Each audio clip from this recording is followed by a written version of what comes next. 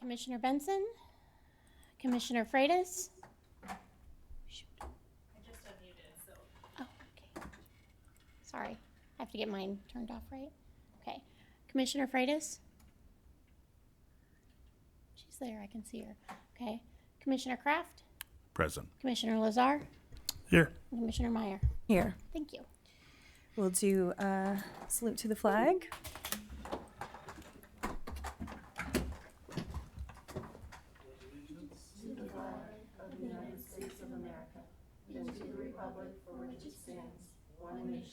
Under God, indivisible, with liberty and justice for all.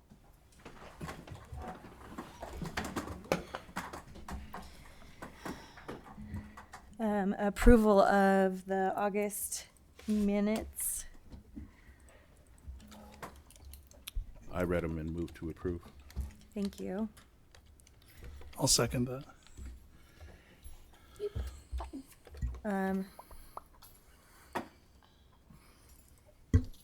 My microphone's still on, I'm sorry. Commissioner Lazar? I'm Yes. assuming we're voting now, yeah? Yeah. Okay. Commissioner Kraft Yes. and Commissioner Meyer. Yes. Thank you, motion carries. I completely forgot. Adilo. Aye. Thank you. Thank you. Thank you. We will open up for oral communications. If anyone is here to speak on something that is not on the agenda tonight, now would be your chance to do that. I do not see any hand raising, so we'll move on to public hearings. On to new public hearings, and first up is Sunny Heights House Vacation Rental.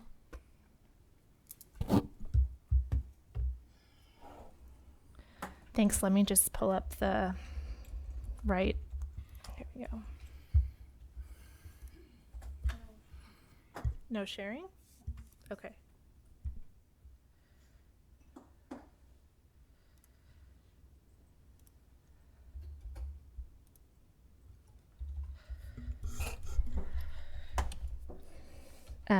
So this is a hearing on a minor use permit for a vacation rental. The project site is here. Zooming in, it's on East Avenue between 18th and 19th Street. The 5,500 square foot parcel contains an existing one-story, 1,100 square foot single-family residence with 3 bedrooms and 2 bathrooms and an attached garage that will be available to guests. According to the applicant, the driveway and garage can accommodate up to 3 off-street parking spaces for guests. The applicant proposes to rent the entire property as one vacation rental. There will be no proprietor on site during rentals. The site is in the R1 district, zone district, where vacation rental with no proprietor on site is allowed with a minor use permit. The director conditionally approved a minor use permit on August 2nd.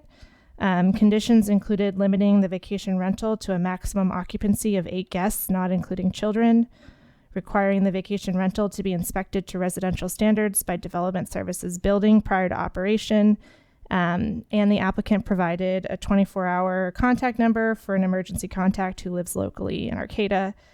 Their contact information, if this vacation rental is approved, will be mailed to all neighboring properties within 200 feet of the project site and to the police department. So notice of the director's approval was mailed to all property owners within 300 feet radius of the project site, and within 15 days of the notice, as allowed by city regulations, a neighbor requested a public hearing with the Planning Commission. And this request email is included as in attachment 1 to the staff report. The city also received 2 other emails objecting to the vacation rental, which are also included in attachment 1. A number of concerns were raised and are addressed in the Planning Commission staff report. One concern that I just want to touch on is over the concentration of vacation rentals in the neighborhood. This is actually the first vacation rental application the city has received for this neighborhood. The closest legally authorized vacation rentals are located approximately 1/2 mile away. City staff has hired a specialized consultant to track vacation rental listings on online platforms, and based on this data, there is reason to believe there are unpermitted vacation rentals within the subject neighborhood, including reason to believe the property seeking a minor use permit today is already being used as a vacation rental without authorization. City staff is planning to initiate a compliance drive this month to address unauthorized vacation rental activity in the city. The applicant has voluntarily submitted their application ahead of the compliance drive and is the first to apply within the neighborhood.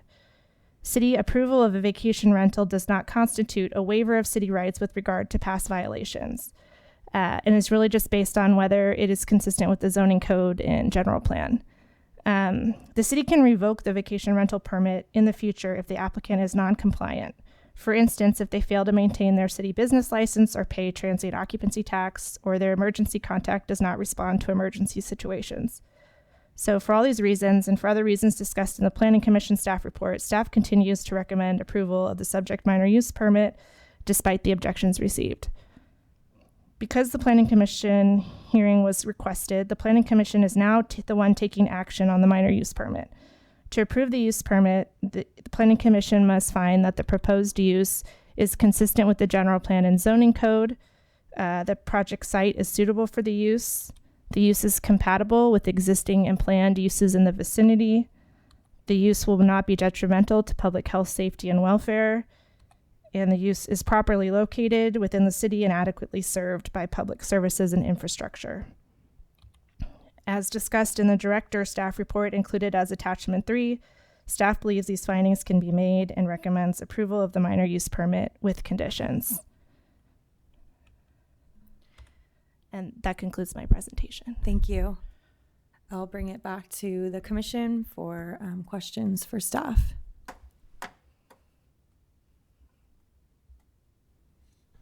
I had one question about enforcement. Has there been any enforcement against vacation rentals that are unpermitted to date? Code enforcement is actually working on one at this point in time. I'm not sure how many other ones they might be working on. So it's safe to say it's a fairly small number, like one hand. At this point in time, yes, until we get our compliance drive up and running. Okay.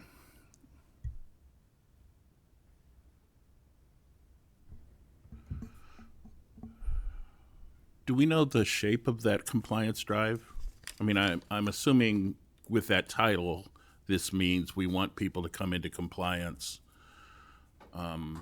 Elsewhere, there's discussion about actions the council might take, input from the consultant on how many of these things there actually are, how a cap might be divvied up. But with that compliance drive, do we want to have people come into compliance that are right now not in compliance? Is that safe to say? Yeah, so some of them can't because they're renting out a new ADU, and those aren't allowed to be vacation rentals. So some of the letters that we send out are going to say, please stop. And other ones will say, if you want to continue, fill out an application. But some of them we can't say that to because they're not in a unit that can be a vacation rental.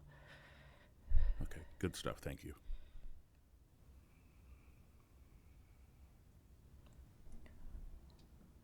I don't see Commissioner Freitas raising her hand.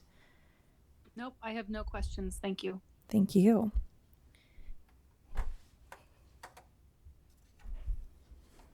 No.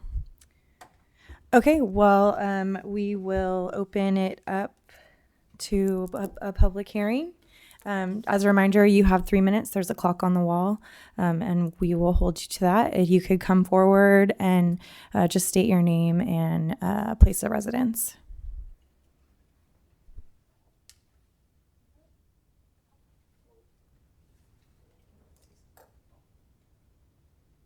Should I remain silent in front of Are you the applicant? Yeah. You should come up and Okay. I'm like, I don't want to stick my foot in my mouth. Hi, my name is Sibel. I'm the sole owner and proprietor of 1735 East Avenue. I am a very involved, I just want to start out by saying I'm a very involved Airbnb host, even though I don't live on the property. I do 90% of my own cleanings. I'm on the property 2 to 3 times a week. I try to do as many long-term rentals. Those are, if you're not in the know, those are rentals 28 days or more. I also try to work with the state or with traveling nurses, for example, Caltrans, or not Caltrans. Well, yes, Caltrans. I'm a vendor with Caltrans and with Cal Fire. So, and also during COVID, I hosted as many first responders as I possibly could. So my objective is to go light on the neighborhood and not be turning over and constantly introducing new people into the rental. Of course, with the Ukraine crisis and the economic downturn, it meant shorter periods of time for rentals and just more people coming and going and basically more work for me. Long story short, Airbnb vacation rentals are a total grind. They're not for everybody. I do feel that cities do need to impose, like what Arcata has done, sanctioned with Airbnbs. I'm not sure if you're following that one at all, but I think what they've done is a pretty good model for what a city can do in order to just keep it moderated. That being said, with my Airbnb income, I have pretty much invested every single dollar back into the house and into the property. I also invested a lot of money initially into the property to get it livable. It had been basically a tear down. It had been occupied by people with methamphetamine problems and other problems, which seems to be a common thread in this city.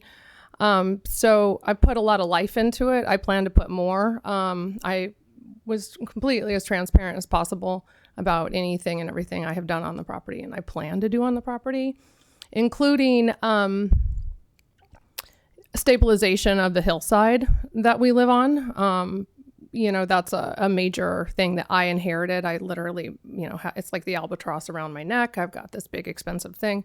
So I'm digressing, but I'm very involved. Long story short, I'm probably there more than most people are at their own houses. So, okay. Yeah, thanks, guys. Thank you. There was in the staff report, it mentions possibly some unpermitted work at the back end of the. It's not one of the, that's funny. I'm glad you brought that up. So I had I bought the house. It came with an unpermitted slab that had a dangerous step down. And as soon as I had the funds to do so, I had the slab taken out and my husband and I went over there and built a deck, which I believe is up to spec. It's a 4 by 20 or 5 by 20 back deck with a step down.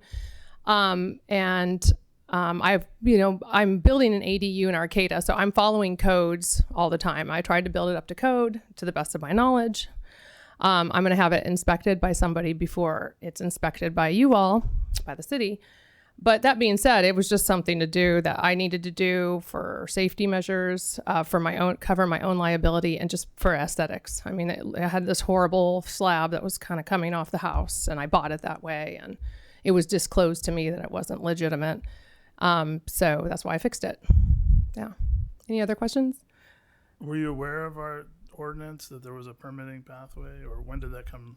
When did you? What's the the funny thing is that I'm aware of Arcata.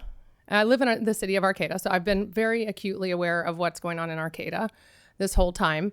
I'm also aware of what's going on in the county, and I'm pretty aware of what's going on in a lot of other cities. And for some reason, I never saw anything disclosed overtly or in the papers. And I do read Los Coast Outpost. I do read the Times Standard. I just never saw anything that was like overt. I just assumed the city of Eureka was one of those cities that just didn't have any plans around the vacation rental thing. It just had that vibe, So, and then you got to account. I mean, we went through a, what's it called? A global, crisis with COVID. So that, I was homeschooling 2 little kids under the age of 10. I mean, just the concept of permitting something, even if I thought, hey, maybe the city's requiring permits, it just wasn't on my radar for the last 1.5 years, 2 years, And as soon as I spoke with someone from Bacasa, because they're trying to always Vacasa is always trying to jockey and push and trying to get people to sign up with him. And he was the guy who told me that the city of Eureka has a permitting process. So as soon as I spoke with him, I was like, oh my gosh. And I ran out and I called the city and got in touch with Raylene and started the process. So, yeah. Thanks for clarifying. That's helpful. Okay, good. Good to know.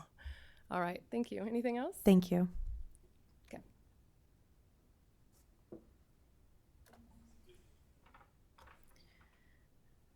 Does anyone else like to speak on this matter? Step on up. My name's Patrick Collins. You need to know my name? Yeah, just maybe get a little bit closer to the microphone. You're pretty tall. Hello. I'm Patrick Collins. Oh, you can raise it. Yeah. Oh, there we go. I bent down. My wife and I are both surprised for us. We have an Airbnb. It's been going since 2017 that we built up. We remodeled. We bought a house next door many years ago, 20 years ago, to our house. And we remodeled it, had contractors come in and do stuff. And we added extra stuff, and then we made it into it was a small 750 square foot place and made it into an Airbnb. We've been running that for 30 years, for about 3 years and now, during the whole crisis with the vaccines and stuff like that. So what we were surprised, there was nothing, we didn't know anything. We've been living here, we have owned our house since 1977, so haven't heard anything about, we just got online to Airbnb, and we've saw so many good places. We've done our trips in other countries. He said, this is a good thing we should be doing there. So we're really something like a benefit to the city, making ours available. My wife's gone through, she's been a top super categorized as a super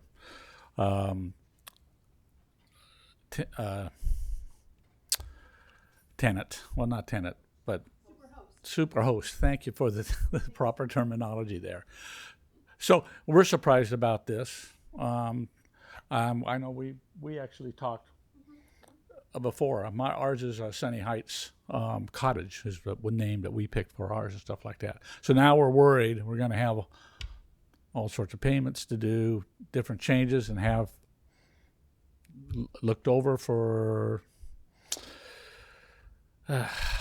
permit stuff and things like that. And so we were just concerned about this whole thing is happening. And all of a sudden, we may not be doing it anymore. And it's something that we've kind of depended or like to do and help with the city on that one. Because we do advertise a lot of people getting up here to see the redwoods and that. So my thing is, it just caught us both off guard, not knowing. So anyway, thank you. Thank you.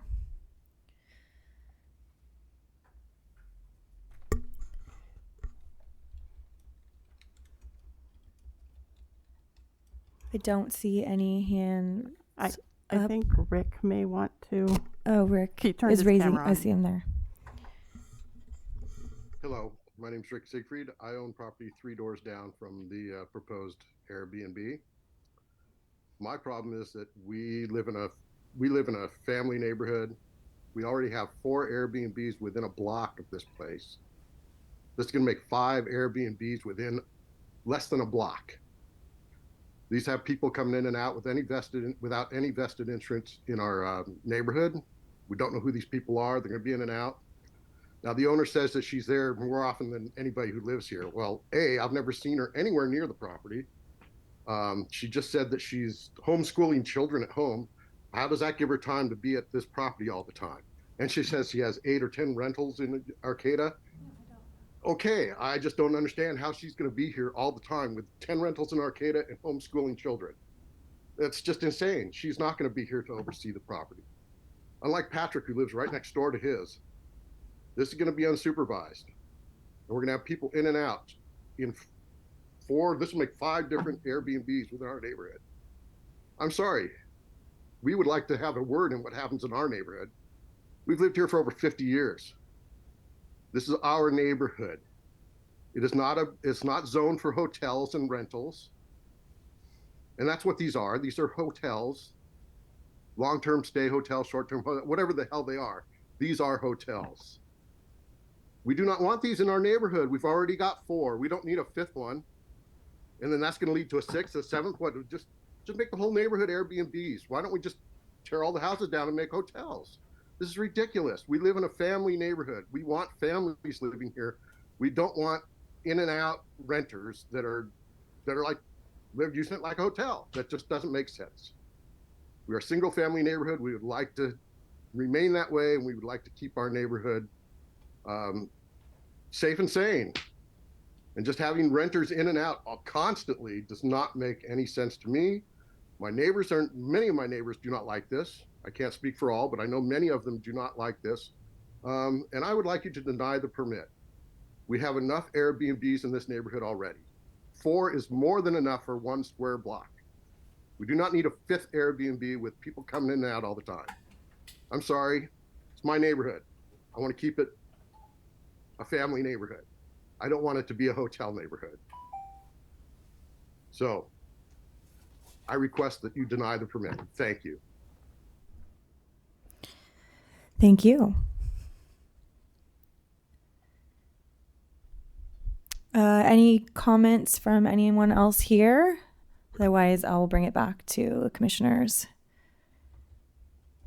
We will close this portion of the public hearing. Fellow commissioners.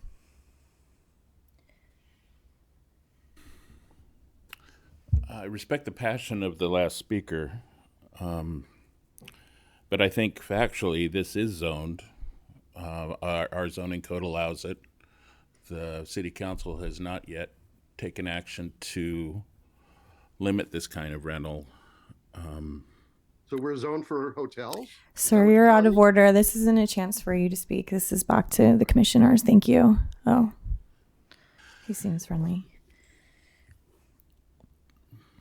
And, I am a proponent of the zoning being changed, and, I think it would be hard to implement a by neighborhood scheme. By ward might work, something like that. But I think on the rules that we have, where the council has the policy now, this is an acceptable use. And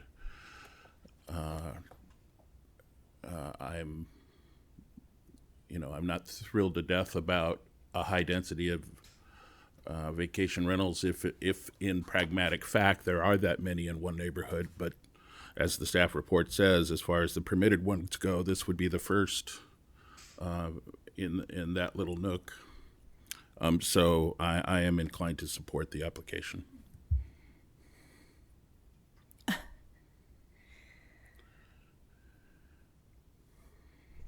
Yeah, I think part of the struggle is that this is a classic instance of where the horses have already left the gate. Airbnb and VRBO were one of these disruptor internet, empowered business models that were very effective at opening opportunities for unconventional lodging, and freed up a lot of lodging and created economies that didn't exist. And jurisdictions then had to catch up, and we're kind of coming to it late, and a lot of other jurisdictions have as well. It is troubling to hear anecdotally, what's in the neighborhood as far as density and not having a good handle on that. It'd be nicer to be more proactive in that department. I think Commissioner Kraft makes a good point that I was thinking of as well is, for as much as there may feel like there are and may in fact be, this is the first to be brought before us brought in for a permit in this area, according to staff. So all the other ones really aren't, necessarily part of they may be part of the baseline that's experienced by the neighborhood, but they're not actually legitimate operations, so they haven't cleared that hurdle at the zoning level. And I think we heard testimony tonight from the applicant and from one of the neighboring operators that they were unaware, and this is coming to their attention late. So It seems like we have some work to do in getting the word out. And then, much like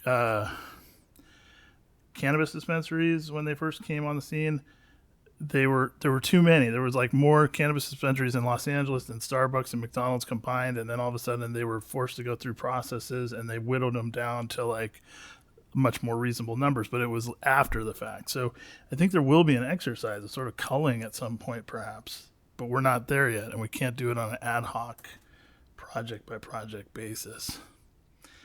I struggle to make those findings.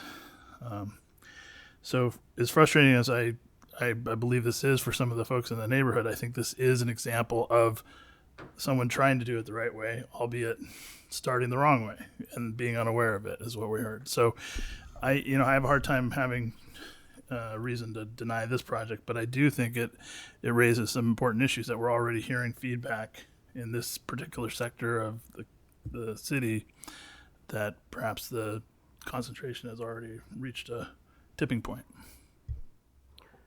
Madam Chair, Commissioner Freitas has her hand up. Commissioner Freitas? I think she's still on mute. There we go. Yep, I am off mute now. Thank you.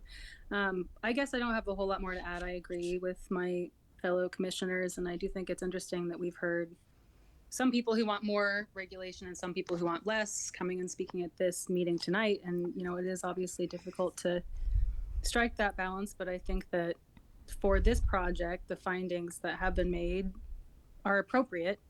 And I think it's also appropriate to honor her interest in coming into compliance, because it doesn't seem like this project is in any way, worse or different. So there doesn't seem to be any reason to single them out. And for Arcata, they do have a cap. I'm definitely supportive of a cap. And for people who have Airbnbs to have to pay transient occupancy tax, Arcata doesn't have a cap for owner-occupied units or sites that have long-term tenants. But it does create a lot of work for staff to try and enforce that and annually sort of check, who's occupying the site. And doing an enforcement drive will also be a lot of work, but I do think it's worth it. So I'm glad to hear that that's coming down the pike. So just know that, I'm very supportive of the idea of having a cap and enforcing that cap, but it will create additional work for the city.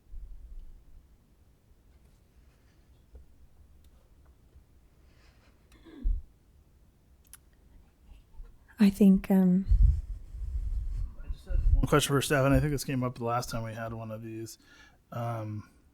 It seems like in the conditions we don't ever get reference to the operations plan, and we don't get a copy of it, but it is referenced in the staff report. Talks about commitments made by the operator in their plan. So I would like to see them bound by those commitments and not make it something that's more of a pinky promise, because I don't see how we would be able to hold them to that if it wasn't conditioned. But please feel free to correct me if I'm wrong. And if there is an exhibit we can reference, or do we have a plan that I'm trying to find the exact language. But it seemed like it referenced some housekeeping or household rules or something like that. Currently, our application doesn't ask for their good guest guide, and there's no requirement to have one in our current inland code. But we do, when we receive the application, we ask them if there are we ask them specifically about parking and if they have any on site that will be available to guests. And we ask them if they have any other, things that they don't mind being held to, like quiet hours. And then we get an email back usually with information. And I think that's how it went down with this particular one. And I think the two things that are in the staff report may be just having the 3 on-site off-street parking spaces, and what else did they say? It's usually, we've been putting it in the intro. This is in the staff report to the director's staff report. Let me find that.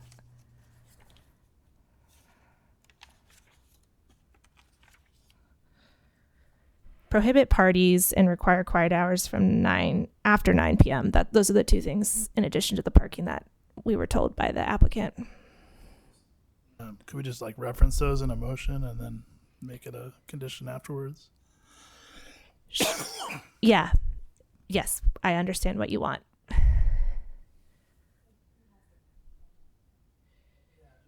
seems like the last few ones we've seen, they weren't attached to anything, and they were just sort of described. Yeah. In the staff report. So I'm going to move that we approve the project, subject to the recommended conditions, but also including an additional condition that holds the operator to the house rules that were provided, including the rules prohibiting parties and requiring quiet hours after 9 p.m. and using on-site parking spaces first ahead of off-street parking, or on-street parking, excuse me.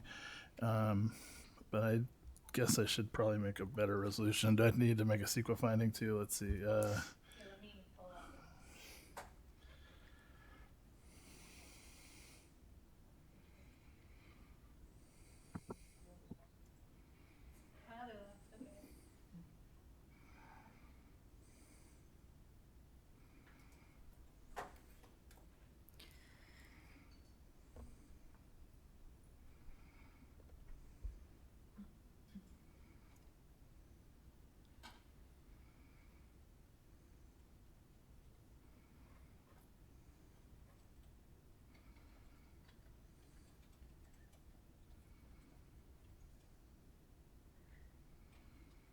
It did appear Commissioner Freitas might still have there her it is, hand up. yeah. I just wanted to check back with her to make sure that she had more Sorry, comments. I will lower it. No, I have it's- no further comments, but I'm supportive of the adoption of any good guest.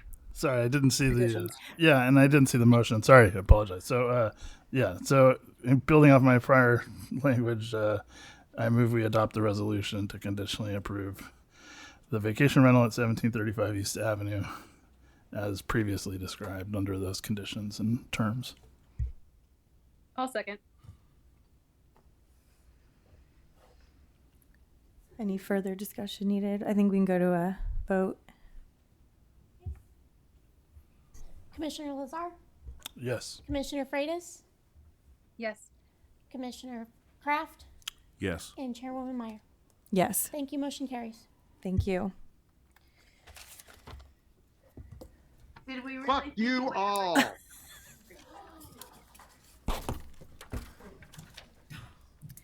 I think he needs to read the code. So we'll say goodbye to Rick, I think, and we'll move on to Kiskanu cannabis modification.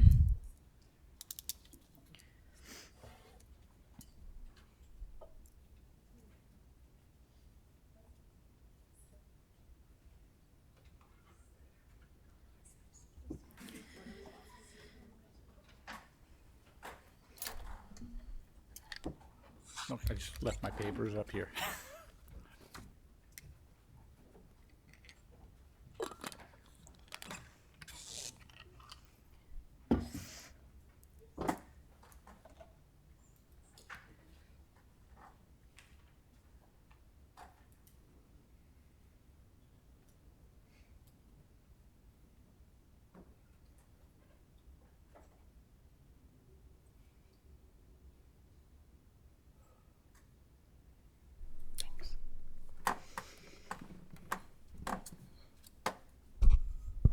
Good evening, Commissioners. The next agenda item is an application from Jason Miller, doing business as Kiskanu, requesting approval of a modification of a conditional use permit, or CUP, and a coastal development permit, CDP, to operate an indoor cannabis cultivation facility located at 2200 4th Street or Highway 101 South.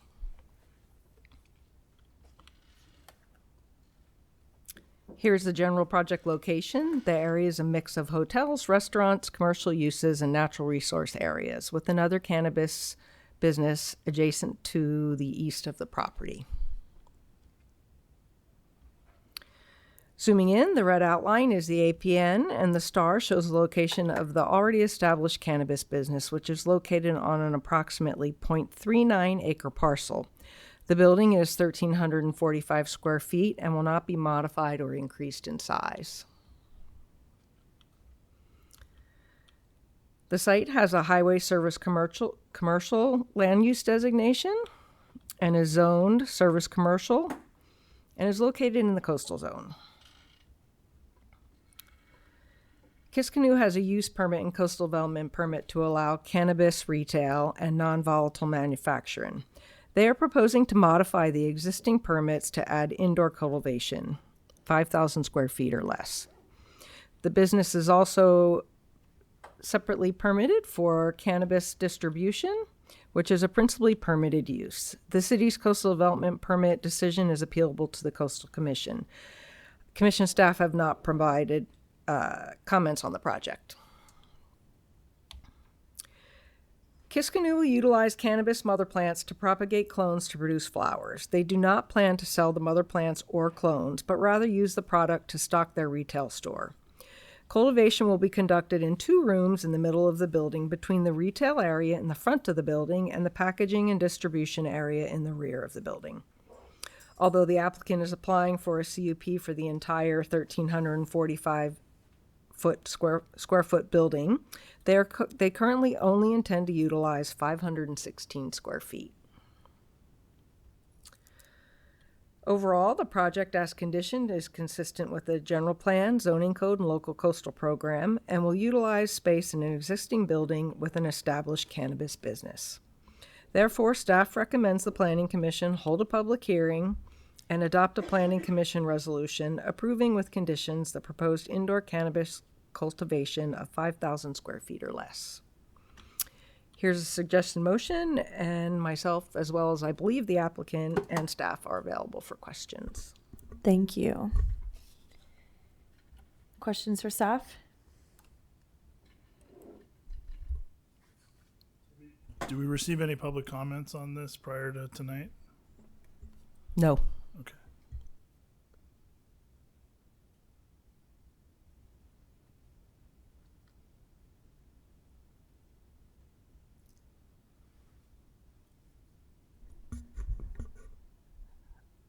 I guess we can open it to a public hearing if you are here to speak on behalf. If the applicant's in the audience, you're welcome to speak first.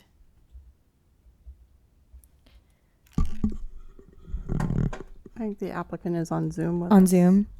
Yep. Great. Can you hear me? Yes. Hi, this is Jason Miller, and I'm here with my wife and business partner, Gretchen Miller. We are just trying to utilize our space more efficiently. We put in a manufacturing license in the center of the building initially when we started, and the manufactured products that we make are infused topical products, mainly like beauty and wellness products. And we have a really efficient process of making them, and we don't sell a ton of them outside of our own store. So the space has been underutilized for the first 3 years of our business being open. And we're just trying to pivot a little bit and use the space to generate a product that will generate revenue for our business. We do, we have our retail store in the front of the building, and we have a good local support at this point for our products. We own a farm that's also licensed and sell our own sun-grown flower through the shop. And so we really have a kind of farmer's market frequency in the store. It's a little more like boutique-y. And anyways, I just feel like having the indoor grow there will be something that'll really help us to stabilize and continue to operate, and hope that you guys can approve it. Thank you. Um, Are you open to questions from commissioners? Of course. Sorry, I guess I assumed that. And this may be for the applicant and may be for staff, but at the city level, there's no issue with cultivation and manufacturing sitting in the same space? Okay. That's all that's relevant for now. Thank you.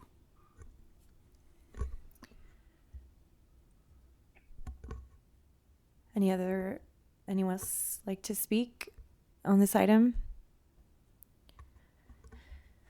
No. We'll close that portion and bring it back to commissioners for discussion.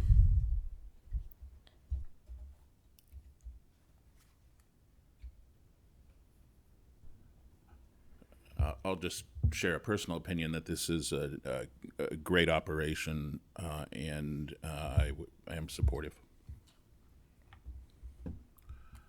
Yeah, seems pretty straightforward. You're gonna ask them if they want to maybe do some solar or wind power for those lights? I do have to ask the applicant. Yeah, I think it's almost 2025. It's not quite 2025, but it will be shortly. And the requirements at the state level will be for renewable energy sources only when licensing indoor. So are you agreeable in the interim to a condition that would require that you purchase power from RCEA, like, or PG&E Solar Choice Program, something like that, that's renewable in origin?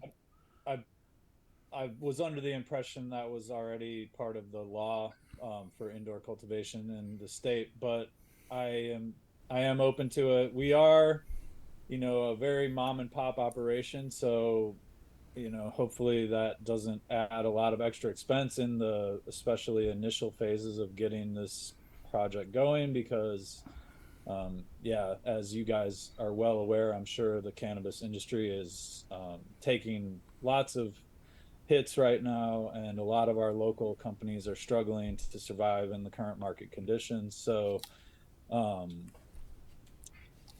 would love to. And honestly, I'm also looking into grants. I know that there are a lot of those available. I've applied for my farm to get trellis grants, and unfortunately, they're not available to me at Kiskanu currently because I don't have a cultivation there. Possibly this would open me up to potentially having funding come in from the state to put solar on, and we would love to put solar on the building and run our farm or small indoor sustainably. We're really going to be running like 12 lights and probably some air conditioning and some dehumidification. So it's going to be a very small operation that'll be mostly sold directly to the consumers out of the front of the building. So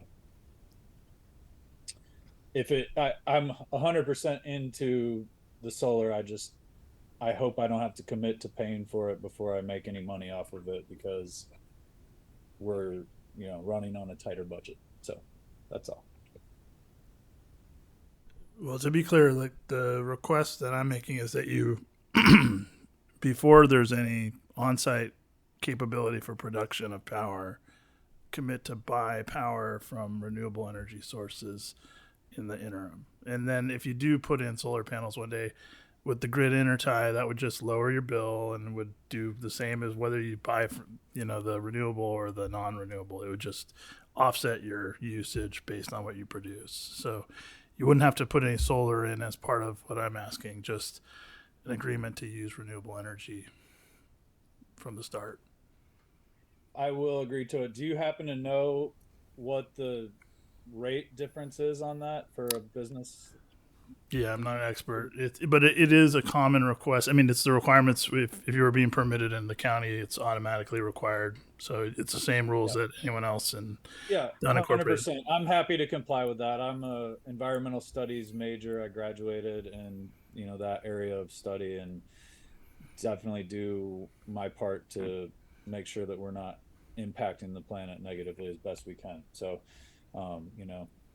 including having a large, 160 acre parcel that we have our 10,000 square foot cannabis farm on, that's, 99.8% trees that are carbon sequestering. But yes, I'd be happy to commit to that. So thank you. Thank you.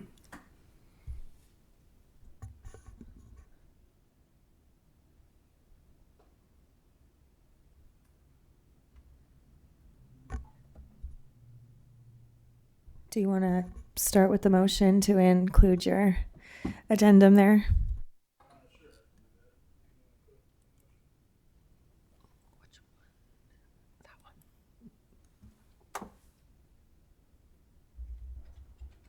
Okay, I move that the Planning Commission adopt a resolution to conditionally approve the modification of conditional use permit C19-0006 and coastal permit CDP 19-0007 to add a cannabis cultivation facility, indoor, 5,000 square feet or less, at 2200 4th Street, with an additional condition requiring that before beginning the indoor cultivation operation and during its operation, the applicant will commit to purchasing energy from a 100% renewable energy source. I'll second that.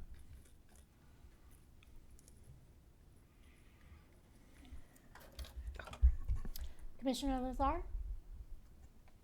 Yes. Commissioner Freitas, Aye. Commissioner Kraft, Yes. and Chairwoman Meyer. Yes. Thank you. Motion carries. Thank you. Thank you very much. Have a good night. Thank you. We will move on to our next item, which is Woodcraft Doggy Day Camp.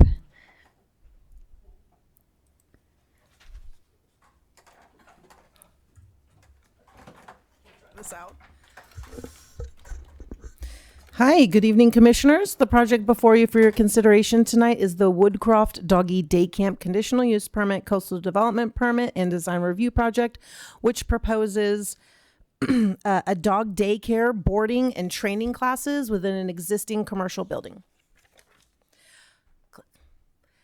So here is our standards bird's eye view of where the project is located in the context of the city limits. It is located in the north portion of the city. Zooming in, click please. The site is north of Highway 101, east of Highway 255 and the Samoa Bridges, and is approximately 1 block northwest from the Target Shopping Center on a property known as 2307, also known as 2315 2nd Street. Next slide, please. Click. The 13,200 square foot property contains approximately two 3,000 square foot commercial structures. That's building A and B you see there, as well as, both buildings are separated by approximately 2,500 square foot fenced outdoor area. Click. Oh, sorry, actually back up. Sorry. The proposed use will occupy building B and the outdoor fenced area between the two buildings. Building A is not included in the proposed use. And here is an April 2019 Google Street View from 2nd Street looking north. The previous business, Razor Sharp, occupied both buildings and the outdoor area, so basically occupied the entire property. The proposed use will only occupy building B in the outdoor area. Click, please. So the site, click, is surrounded by, click, a mix of commercial, retail, office, and service-related uses and light industrial manufacturing uses, as well as the residential uses. And this image is in your staff report. Next slide. So click, the applicant proposes, click, a dog daycare for 30 to 35 dogs, click, and overnight boarding for 10 to 15 dogs for a total of up to 40 dogs on regular days and up to 45 dogs on holidays. Training classes are also proposed where the applicant would be the sole teacher, and classes would only occur on Sundays. The applicant utilizes a cage-free management style with structured training-based playtime and enrichment activities to limit barking dogs. All dogs will receive behavioral assessment. Dogs with aggression issues will not be accommodated, and all dogs must be current with their vaccination. Here you see in the blue, that's where the overnight boarding will occur in that room. Dogs will stay in one room with beds and couches, and crates will be provided for dogs that are usually crated at home. The overnight employee is required to stay awake for the safety of the dogs in the facility. Click, next, click. 6 off-street parking spaces are proposed, and 6 are required.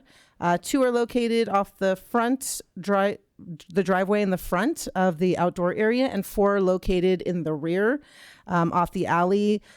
Per the applicant, they will have service contracts for clients asking them to use the 2 front driveways parking spaces and the street parking directly in front of the building to try to limit impacts to street parking.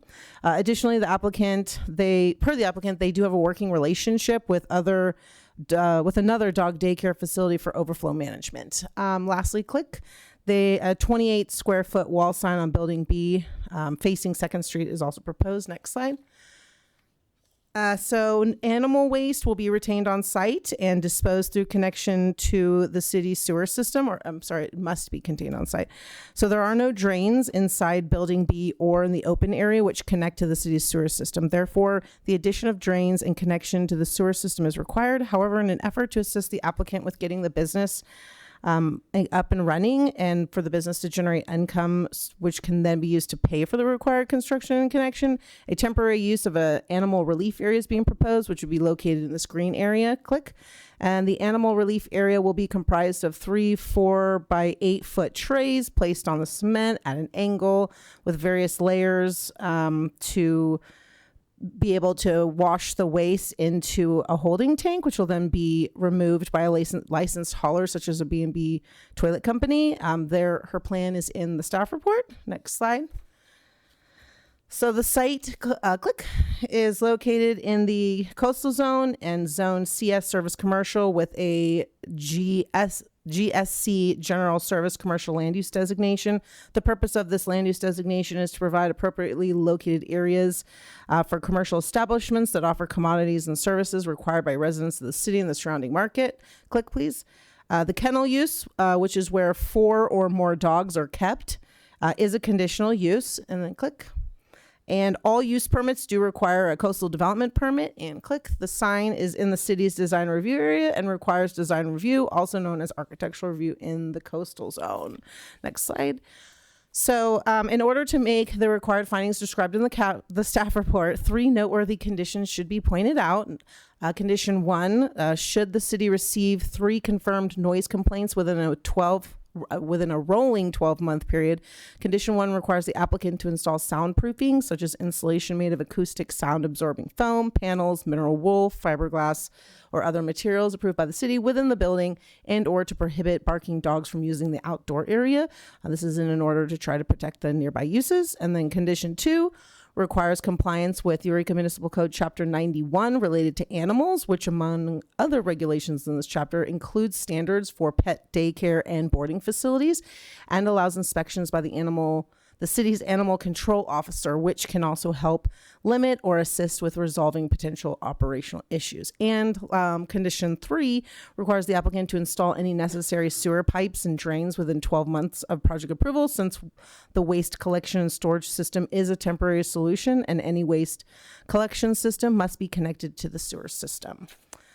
So for these reasons presented here and included in the staff report, staff recommends the Planning Commission hold a public hearing and adopt a Planning Commission resolution approving with conditions the CUP, CDP, and design review. Myself, as well as the applicant, I believe, I haven't met her, so I don't know what she looks like, is in the audience. I'm available for questions. We can stop screen sharing, and I do have a motion when you're ready that we can pull back up. Thank you. Thank you. It looks like Commissioner Freitas has something. Question for staff. Yeah, thank you. So I had a question about one of the conditions. It looks like, based on complaint triggers, there's some sound.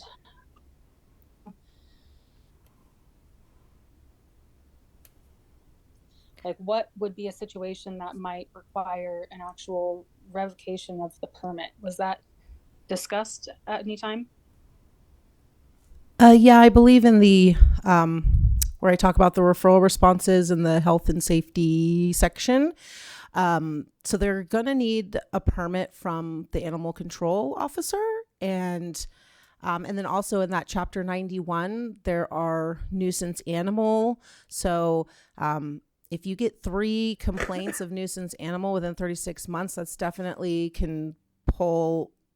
they could potentially pull the permit, as well as if they're not operating in compliance with the animal control officer permit, to try to jumpstart addressing the noise, the barking dogs. We do have the 3 confirmed complaints within a 12-month rolling period, which is a little different than the animals in the animal chapter 91, where it would be like code enforcement going out there and would have to hear the dogs barking.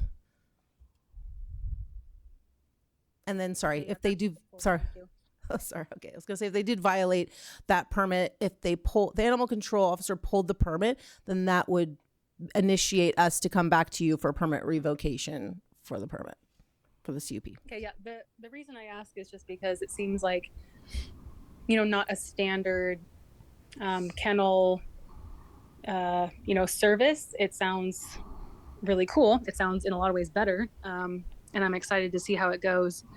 But I would also just like to know that there would be mechanisms if it doesn't work, you know, for us to consider. So thank you.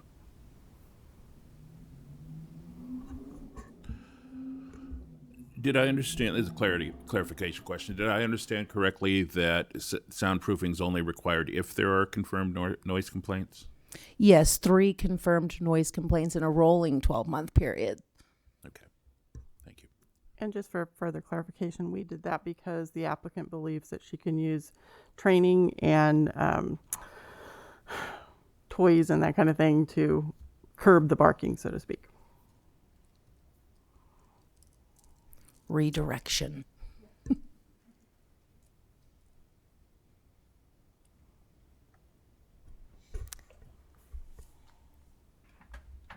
Any other questions for staff?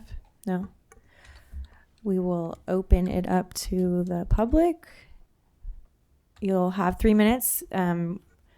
Feel free to come on up and state your name and residence.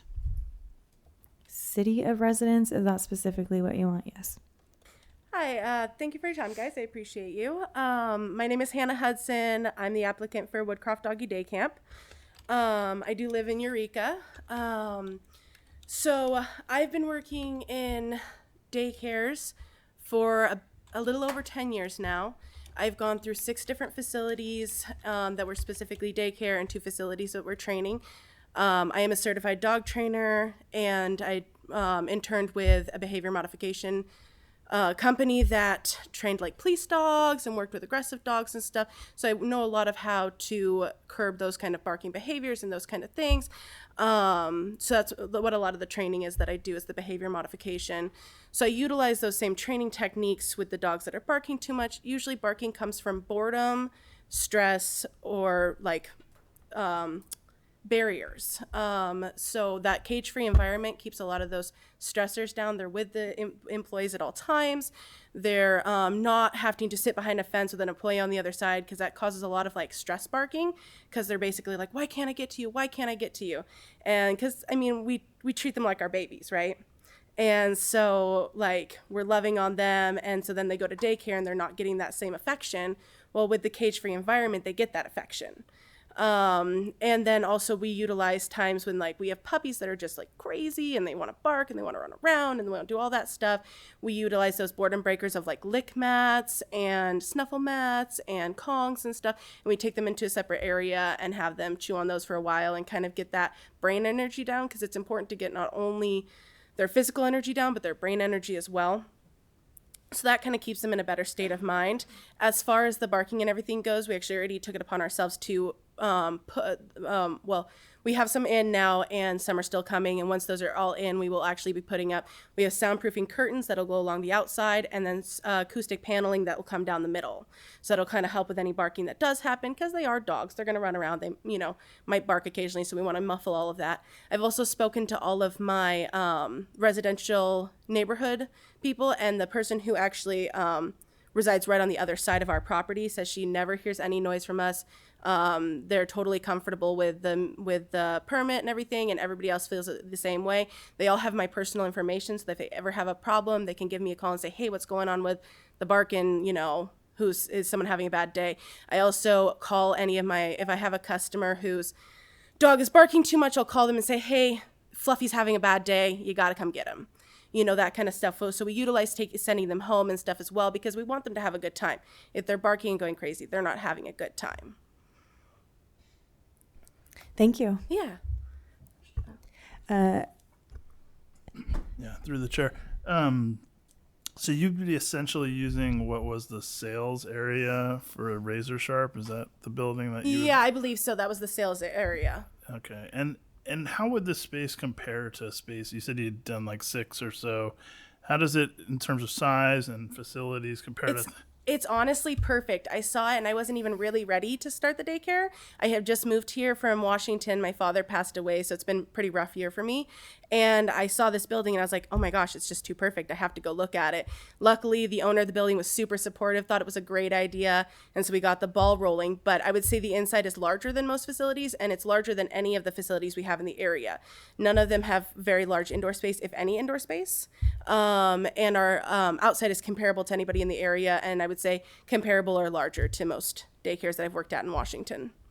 Thank you. Thank you. Okay. Good job. Do we have any more questions?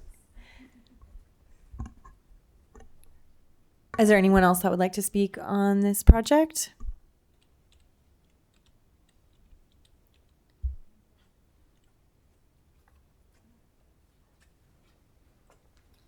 Hello. My name is Jeremy Westcamper, and I've used the services of Hannah since she's been here. I have 2 dogs. One of them is the most cuddliest dog you'd ever meet. Gets along with everybody. The other one is the shyest, most skittish dog when we first got her that I've had. We were taking them to doggy daycare, and it just was apparent that my smaller dog was just not going to cut it. She was getting anxious all the time. They were fence fighting, and so they were probably best bet I should not bring that dog, just my other dog. Well, I'm a very busy person. I work 50, sometimes 60-hour weeks, depending on the workload. So I need to get the dog's energy out, and this opportunity, this place has been amazing. The other day, I went over with her, and my dog actually jumped up and rubbed up against a person that she'd never met. Normally, she would cower in the corner and pee. So with Hannah's help, I've been really lucky in the fact that now my dog is really flourishing into an amazing animal that I'm happy to share with other people and go around to. So I really appreciate everything that she's doing, and I just wanted to share that with everybody. Thank you. Thank you.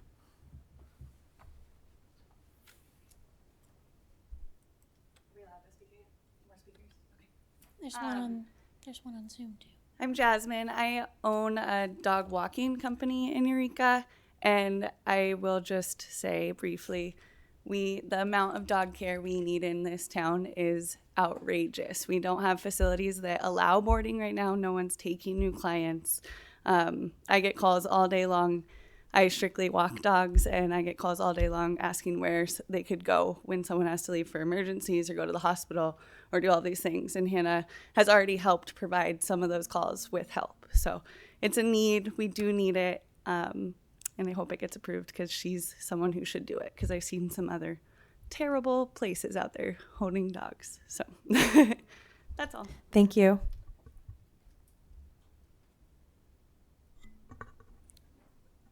I believe Mr. Creech may want to speak with us. He turned on his camera and is raising his hand. So We'll come back to him when we got one more here in the audience. Okay. Oh, I'm going to go down. Still going? Okay, perfect. Hi, my name is Victoria Sacramento. I am a resident of Eureka. And so I have a Malinois Husky mix. So if anyone knows Malinois and or Huskies, they're insane. My dog I live in an apartment complex, but I took him out twice a day for walks, ran him at the dog park after work. Like, it was a full-time job. I love my dog, but I was about to kick out of my apartment complex because he would go insane if he did not see me at all times. He's a rescue. So like, this is his 4th home, et cetera, et cetera. I had a person in my apartment complex who had been getting training from Hannah, and she gave me her number, and my dog is amazing now. He has 7 commands under his belt. He works really well with other dogs. He's really become a support animal because I was working from home at the time, and as our world changes again, where we're going back into the office, I have a place that my dog knows the people and is really well built now to work with really shy dogs or really burn puppies' energies out because he's a Malinois. So I am very much looking forward to Hannah's facility to become full capacity, because I would love my dog to be even tireder. And I would love for other dogs to experience just the absolute transformation from they're super wired or super timid or any of those like really hard to deal with personalities that somehow Hannah finds a way to mesh all of those things together and make them into this really wonderful pack that, you know, is there to chill and run around and surprisingly does not bark. I will drive up at the end of a day and be like, hey, like, so what's going on? And there's nothing. There's 2 dogs and they're like, oh, I'm happy to see that you're back.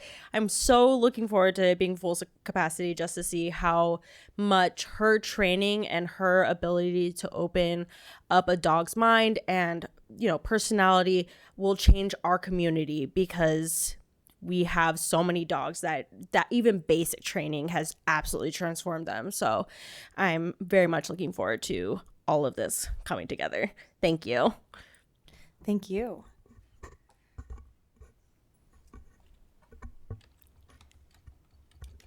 Mr. Creech? Hello, everyone. I couldn't figure out the hands up on Zoom. Sorry I cannot be there tonight. I definitely would have preferred to be there live. My name is Ross Creech. I'm a 3rd generation family business owner of Quality Potty Works, born and raised in Humboldt County. And just wanted to speak in support of Hannah and her business, Woodcroft Doggy Daycare. It's very apparent how proactive she is and very intelligent. And I just think in a lot of ways, this is just a good thing, you know, and when you think of business and economics and all those kind of things, when you can make a win-win-win type of situation. So this, for Hannah, this is a win. This is it's clear it's a, you know, your American dream type story. You know, she's been wanting to do this. She jumped on this, and we wanted to, you know, so it's an opportunity for her to make it work. She's been going for several months now, trying to basically just get by and stretch out what limited funds she has to get this thing rolling. And so the sooner that she can, you know, be allowed to get this thing rolling, I think it'll be a good thing. And I know she has every intention of reinvesting, you know, all proceeds to make sure that this becomes a viable and good thing for the community around her. My understanding, you know, in Eureka in general, like, we need occupants for these commercial buildings that are going to do good things with them. And there's a need in the community, more need than I ever would have expected initially when talking with Hannah about the dog business. Kind of blew my mind. And the more you talk to people, the more you realize people do need dog care. You know, and 4 or 5 months ago, I would have laughed at you. So the need in the community is there. This fills a space that otherwise was empty for you know, I don't know. I don't think it was a full year, but it was empty.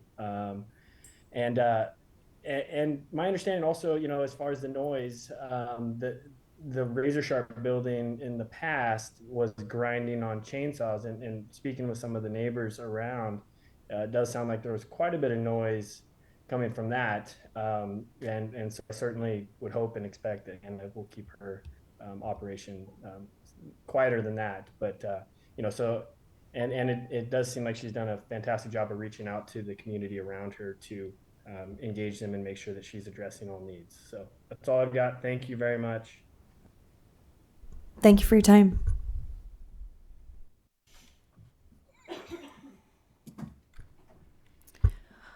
It looks like nobody else would like to speak.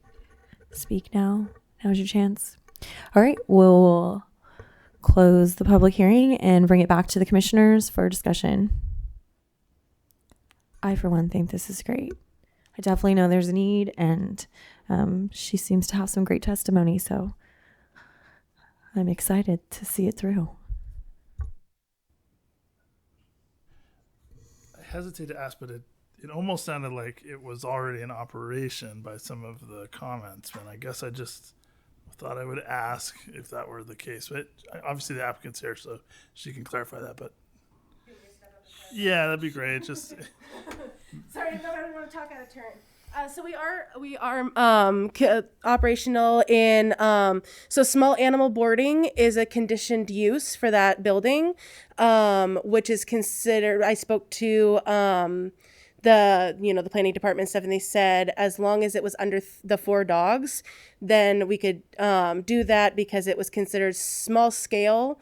So small animal boarding, I was under the understanding of it was like small animals, but it's small scale, and that's why we have to become a kennel.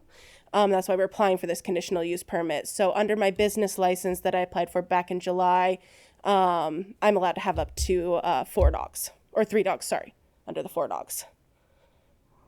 Okay, I'm seeing some nodding heads. Okay. Yes. That helps reconcile that. Okay. Yeah. I guess while you're up, Yeah. I think we clearly need doggy daycare, and I guess the main concern I have is noise, and it's impossible to know. I think you're probably the more likely to be able to like run a very low noise facility than probably anyone around. Yeah. Sounds like you got the credentials. Having said that, it's kind of like having a baby. Like some babies are really noisy, right? You don't know. You can't predict those futures. So I guess, if we get a complaint in the future and we have this rolling, 3 complaint thing, it's going to be a he said, she said thing, because we're not going to know.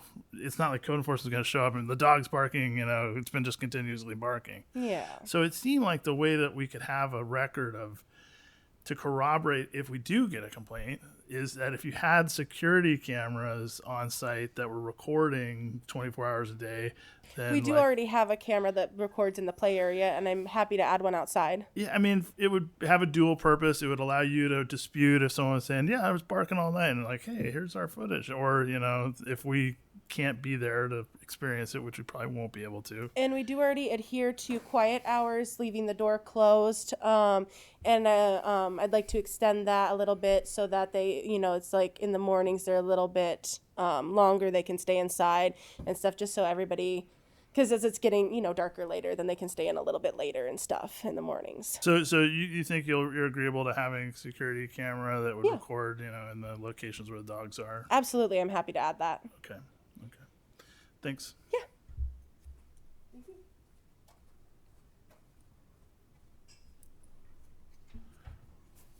I just found myself during the testimony time and again go, aw, aw. Almost cried. Commissioner Freitas has her hand up. Commissioner Freitas? Yeah, I agree with all of that, and I'm super excited to approve this permit. I think it sounds like a dream come true for the applicant, and I'm really excited to see this dream become a reality. And I think, I agree with Commissioner Lazar. I think when you're a regulator, the idea of doing noise complaint enforcement just makes you shudder, because it's just so awful and so hard to prove. And it really does become a he said, she said. So I'm really appreciative that the applicant is willing to consider additional ways to kind of keep track of those things and just keep complaints as well. And I think this sounds like a great project. I'm really excited to be able to approve it, and I would make the motion, but I can't bring up the motion on my phone, but I'll second it if somebody else makes it. That's all I wanted to say. I'd be happy to continue your enthusiasm and move that the Planning Commission adopt a resolution to conditionally approve the Woodcroft Doggy Day Camp at 2307 2nd Street. I would love to second that. I just wanted to thank staff for being creative about the conditions and allowing a kind of phased, compliance, because it is hard to thread that needle sometimes, and it seems like it's really going to allow this applicant to get online a lot quicker than they would otherwise without making a lot of capital investments. So thank you for, figuring out a way to do that. Okay, Commissioner Lazar? Yes. Commissioner Freitas? Yes. Commissioner Kraft? Aye. And Chairwoman Meyer? Yes. Thank you. Motion carries. Congratulations and good luck.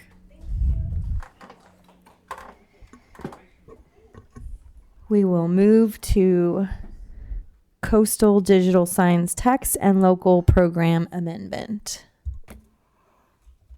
Thank you, Madam Chair, and good evening, Commissioners. So this amendment applies to the coastal portion of the city, as shown here on the map with the colored parcels. And the amendment is proposing to prohibit new digital signs in the coastal zone portion of the city. And when the Coastal Commission acted on the 2020 coastal sign ordinance at their July meeting, the commission actually recommended the city consider prohibiting new digital signs within the coastal zone. And when this information was relayed to the city council, the council indicated they might be accepting of such a prohibition. So since we were working on the June 2022 annual zoning code update, which is next on your agenda, we decided to go ahead and add the prohibition on new digital signs for the inland portion and also process this text and local coastal program amendment to prohibit them in the coastal zone. So staff recommends that you hold a public hearing and adopt a resolution recommending the city council adopt the coastal digital signs amendment. And I'm happy to answer any questions that I can, and I have a motion for you when you're ready. Thank you. Did you say you have a question for us? I can answer questions when you're ready. I was like, okay, yeah, go ahead and ask us a question, I guess. Questions for staff? Thank you for the background. I was trying to wrap my head around how we have digital signs when we're prohibiting digital signs, and I think I have a theory based on what you just said. So is it that it's been online outside of the coastal zone and available for permitting, and that will be curtailed with the next item, and that in the coastal zone it's never been allowed? So currently, digital signs are allowed under the current regulations. The 2020 coastal sign ordinance that still has not been adopted by the city council should be on September 20th and then certified by the Coastal Commission. That amendment allows digital signs in the CS zone district on properties that front Broadway and also in the CP zone district at the Bayshore Mall. So what this text amendment does is disallow any new digital signs in any of those areas or any place else in the coastal zone. So it's kind of a trailer ordinance following up on the sign ordinance from 2020. So, I mean, I'm thinking of the signs that I can think of. Eureka Natural Foods, and maybe there's one other one on Broadway. I'm not sure. Maybe there's 5 other ones. But so those were permitted. I was wondering, was it the 97 code update, or has it always been in there, or was it just not enumerated, or how is it that it was allowed? So there's language in the code that doesn't speak specifically to digital signs, but interpretation can allow digital signs under that code. Okay, that makes sense. Okay, and so we're kind of this. If the council takes action and we recommend approval, that this would shut the door on digital signs. Okay, on new ones, yes. Yeah, and it would provide provisions for non-conforming ones. Can you tell me how many have been permitted to date? Ballpark. I think it's, I want to say 7. But don't hold me to that. It's in that ballpark. Okay. Those are my questions.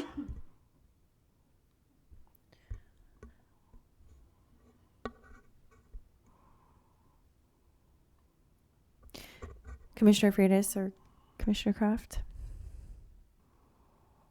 Nope. I thought I was following this, and I was following Commissioner Lazar's questions, and then I think I'm more so basically going forward, when this business is completed, what we expect is no new digital signs, either inland or coastal, and non-conforming ongoing stuff with the ones that exist now. That's correct, yes. Hey, I got one. All right, I'm good, thank you. Okay. We will open it up. No? Yes? Actually, I do have one more question for staff. Did we receive any public comment on this? There was one public comment that was emailed to you right around lunchtime today. Could you remind me? That was, please support the digital sign prohibition. So no diehard defenders of this? Not as of yet. Okay. Thank you.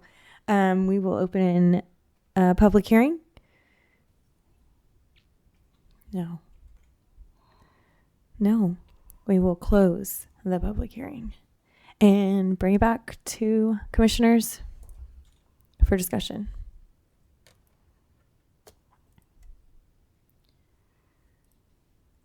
Thank you. Go for it. I don't have anything all that penetrating to say. I am supportive of this. I'll listen to what others say. I'd be happy to make the motion. I say go for the motion, my friend. All right. I move the Planning Commission adopt a resolution making the finding required to approve a text and local coastal program amendment, and I further move we forward a recommendation to the City Council to adopt the proposed coastal digital signs amendment. I'll second. Thank you. Any further discussion? Go for a vote. Commissioner Lazar? Yes. Commissioner Freitas? Yes. Commissioner Kraft? Yes. And Chairwoman Meyer? Yes. Thank you. Motion carries. Thank you. We will move on to the June 2022 zoning code updated.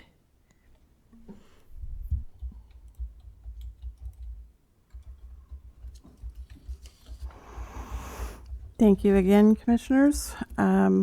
So as you indicated, before you is the June 2022 zoning code update. It's our annual update that we try and do.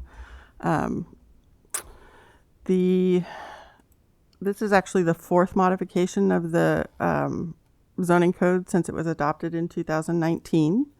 And it applies to the inland portion of the city as shown here on the colored parcels inside the blue line. These proposed annual amendments continue to rectify inconsistencies and errors, correct grammar, and clarify language that is currently unclear, contrary, or confusing. The amendments are intended to and do maintain and ensure internal consistency throughout the zoning code itself. Changes of note are adding language to allow tiny houses on wheels as accessory dwelling units in residential zones, continuing to refine the language for tree removal, allowing exterior lights for balconies and upper floor decks and stairs to exceed the 16-foot height limitation, requiring electric vehicle charging stations pursuant to building code requirements instead of the numbers in our code because the numbers in our code are lower than what's required by the building code, requiring property owner signatures on all applications, changing the approval and noticing process for minor use permits, minor infill incentives, and minor variances.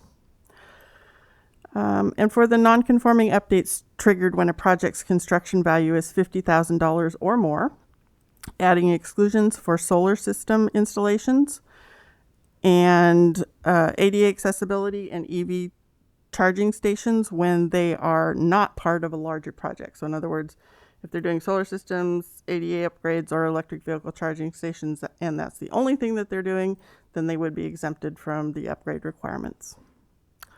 We're also proposing to add short-term bicycle parking to the list of required non-conforming upgrades and clarifying language for damage, destruction, and demolition of non-conforming buildings.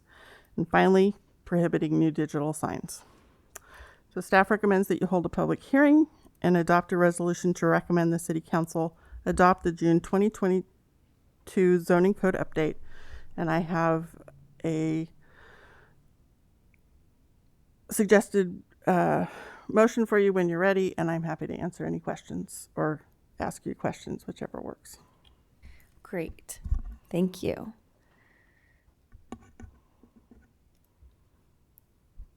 Questions for staff? I see your notes over there. Go for it. I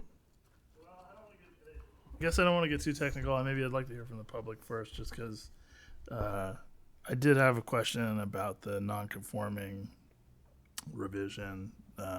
Just want to make sure I understood it. I know with the county's non-conforming regulations, I end up reading it like 3 times in a row before I answer anyone's questions. So didn't want to do it with this one. So, but maybe we should take public comment first, and then we can get into. I have a feeling that there isn't any public comment, but no. So ask away. Okay. Well, I guess we can start there. So that would be 424-4, voluntary demolition. Can you talk a little bit about that, Kristen?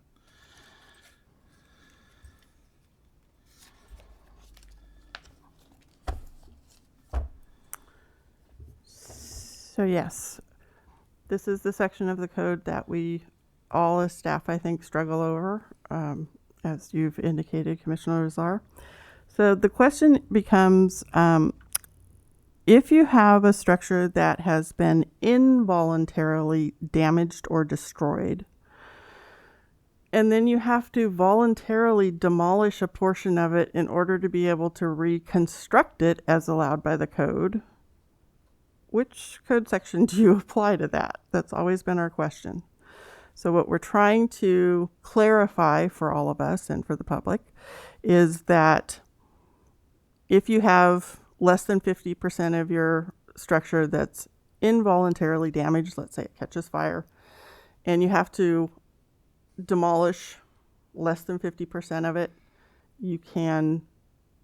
it's a voluntary demolition to demo that portion of it. And you can do that and reconstruct it by right, according to the code.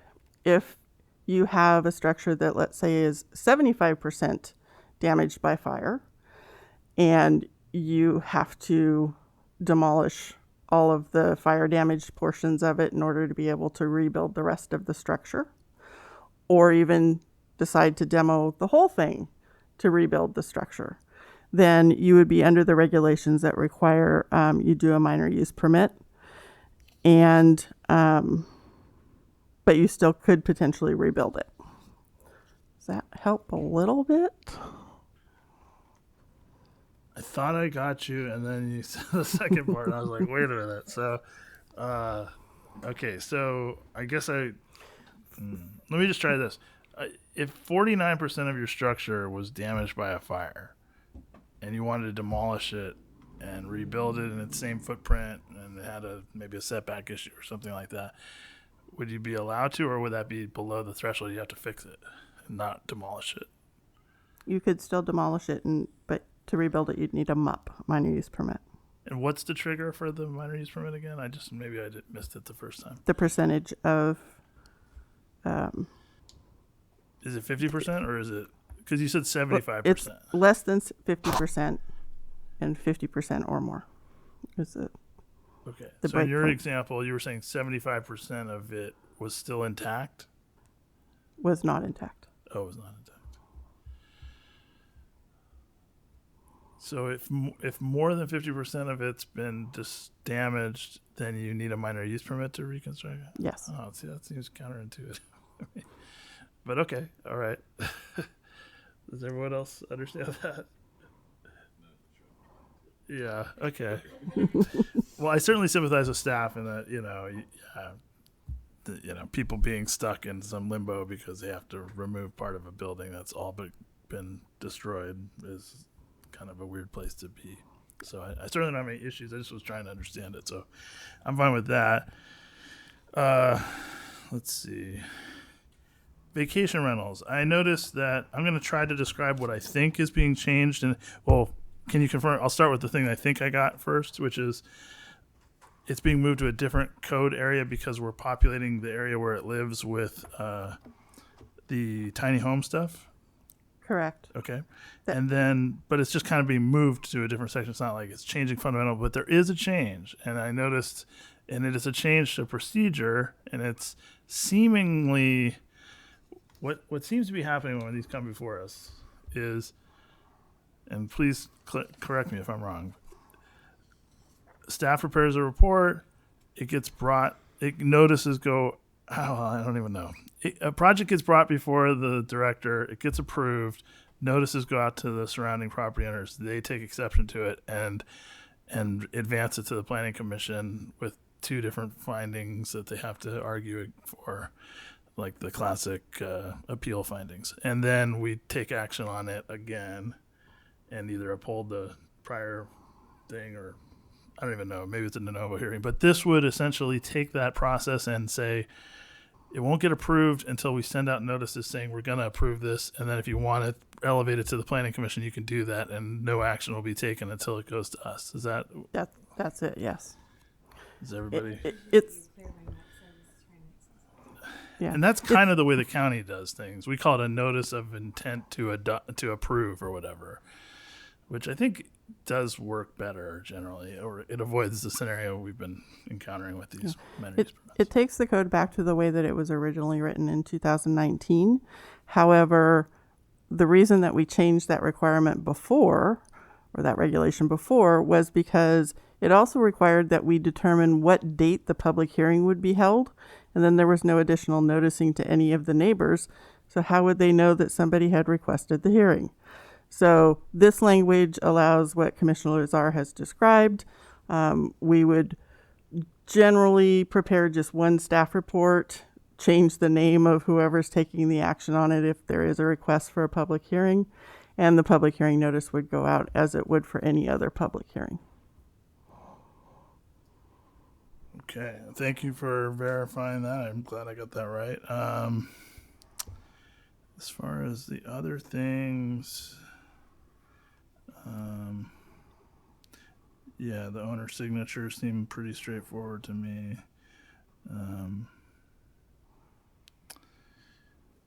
Yeah, I guess the only other thing, and this is really not relevant to what's before us, but I thought I'd bring it up just because we're tinkering with the. Well, maybe I'll do it in parts. Let's go to what section was it? It was the. You showed it. Oh, shoot, there's so many different things. Oh, the electric vehicle charging stuff. You were pointing to the building code because the building code is inconsistent or more, aggressive or whatever than our zoning regulations. Maybe we might want to reference or other state law, just because maybe something will come out of left field like housing law does and say, every man, woman, and child has to have, a solar panel or an EV charging station or whatever, so it might originate in the building code like it has been, but it might also I don't know that it would change anything really, because just like right now, even though we're not consistent, it's still not optional, right? You have to apply the more rigorous code. But that was just a thought. I don't know if anyone is following my drift on that. I think that it certainly could possibly happen, but if the state law changed and there was a different number other than what's in the building code, that would be what is applicable. And we'd worry about language in the next update. Okay, so this is my transition from that, which is I'm curious whether there's been any discussion of EV charging on street. Because I do think that as we transition away from gas-powered vehicles, we will see a need for facilities in the right-of-way. And some jurisdictions are already starting to get into that. And I know that's not the thrust of these amendments. I just thought I'd bring it up while we're talking about it and thinking we have our EV hat on. Because I do think that will be something useful in our code that will help. Like, for instance, where you have a street lamp, that could be a location where EV charging capability would be developable. Also, something like, I could see an issue with a sidewalk being, if you have a cord going from your house over to your, park where you park your car, that could be an ADA issue. But if we don't get ahead of it, it's going to just it'll be like Airbnbs. People are just going to start running cords over the sidewalk to get to their car. So I just wanted to ask staff while we were talking about these changes, because it seems like there are some model ordinances out there, and it would be good to be thinking about that maybe the next cycle or two. So generally, the zoning code only applies to an individual parcel, private property. It does not apply to regulations in the right-of-way. So that would actually be something that would probably fall under the purview of Public Works Engineering. But we can certainly talk with them and see what it is that they have planned, if anything. Yeah. And share that with you, obviously. Okay, thanks. That was all I had. I have a narrow question, and then it's something I want to share with the commissioners and take a pulse. The wood shingles, not shingles, yes, shingles. I would have said that wood shingles anywhere west of the Rockies were a bad idea and likely prohibited.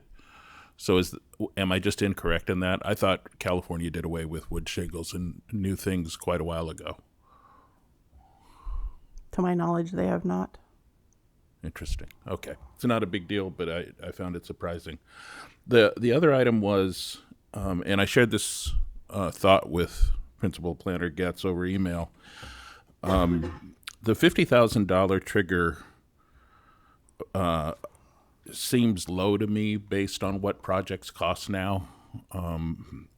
And I just wonder if anybody else on the commission shares that thought that that number ought to be higher. And my understanding from your reply to me was that at one point it was sort of indexed and rising yearly, and it had come up to $54,000, $55,000. And we have a kind of classic battle of goods here.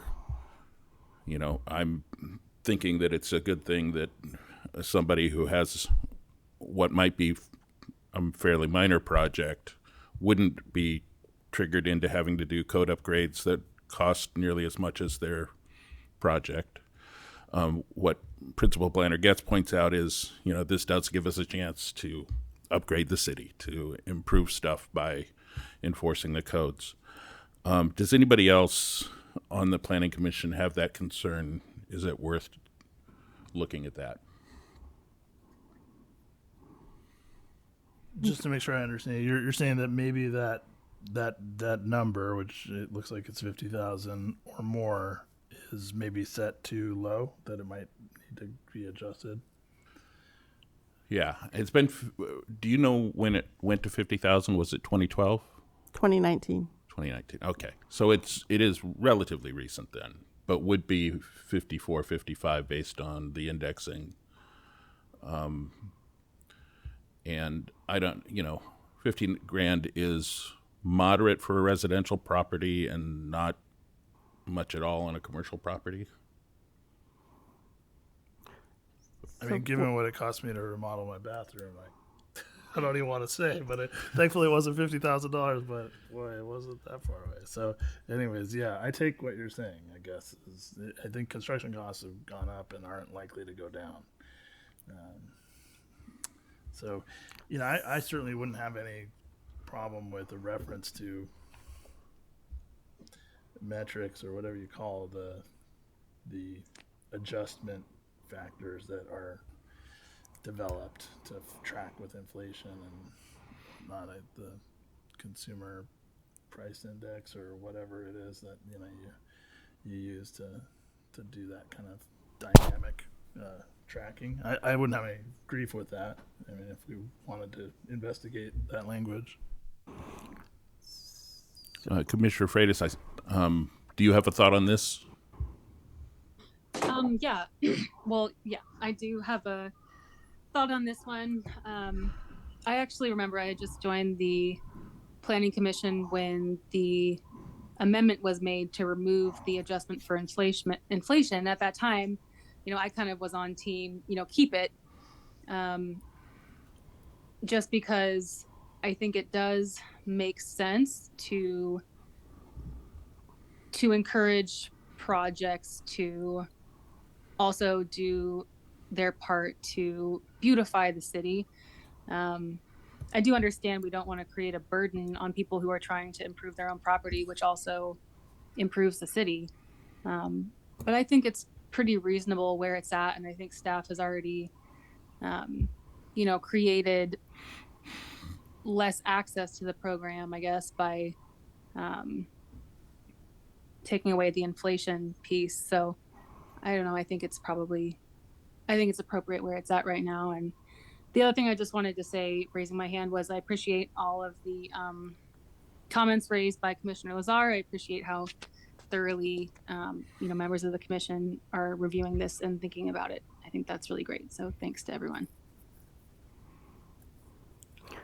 So if I could just add, and an example that I gave to Commissioner Kraft was I ran reports on the building permits that have been issued for a couple of different years, 2012, so 10 years ago, 2021 and 2022.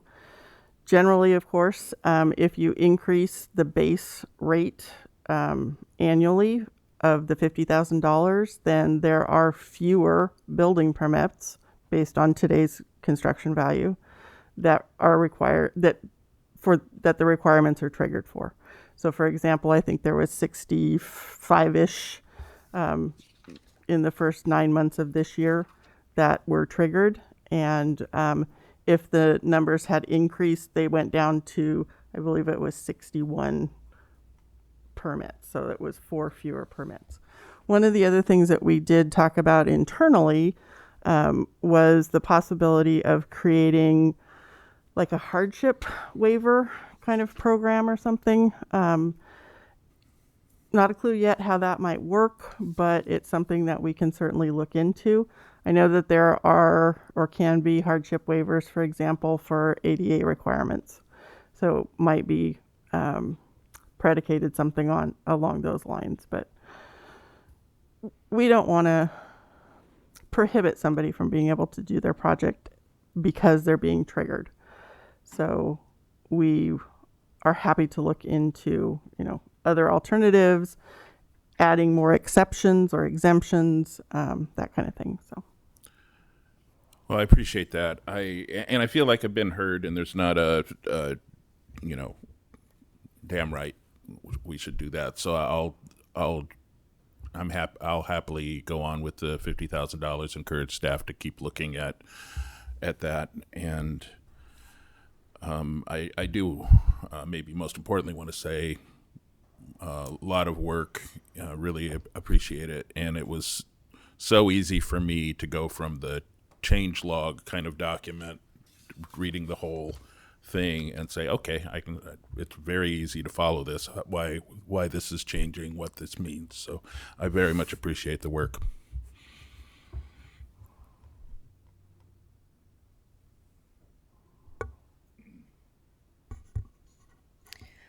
I don't even know where we're at now. I think we need to open it up to public hearing, unless you guys have more questions. We did. We opened it and closed it. Great. Thank you. Have we flushed out all our questions, concerns? I feel fine. I do. So are we, just for clarification, can a tiny house on wheels be used as a vacation rental? No. Okay. Because it will become an ADU under our code, and ADUs under our code cannot be used for vacation rentals if they received a certificate of occupancy after January 1st, 2020. Right. Okay, great.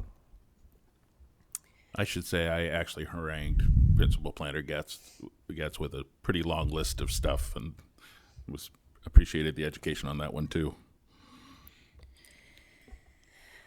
Well, would someone like to make a motion here?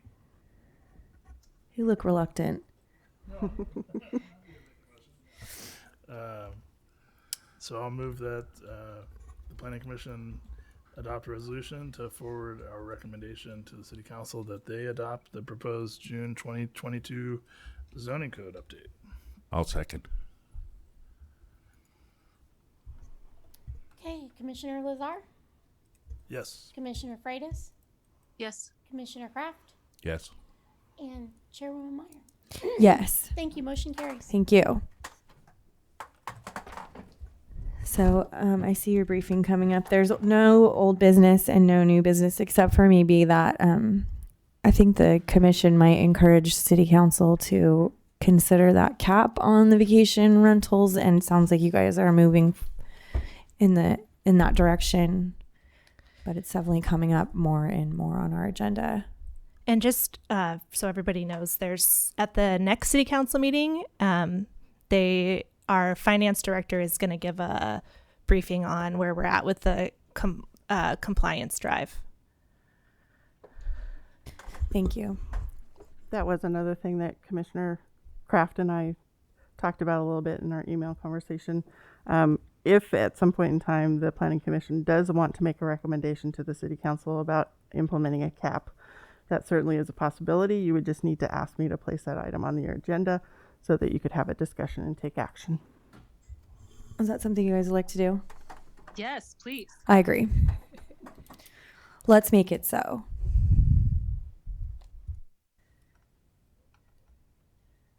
Well, it's like those things that keep coming across need to get addressed. All right. We'll move to your briefing on the coastal land use plan update.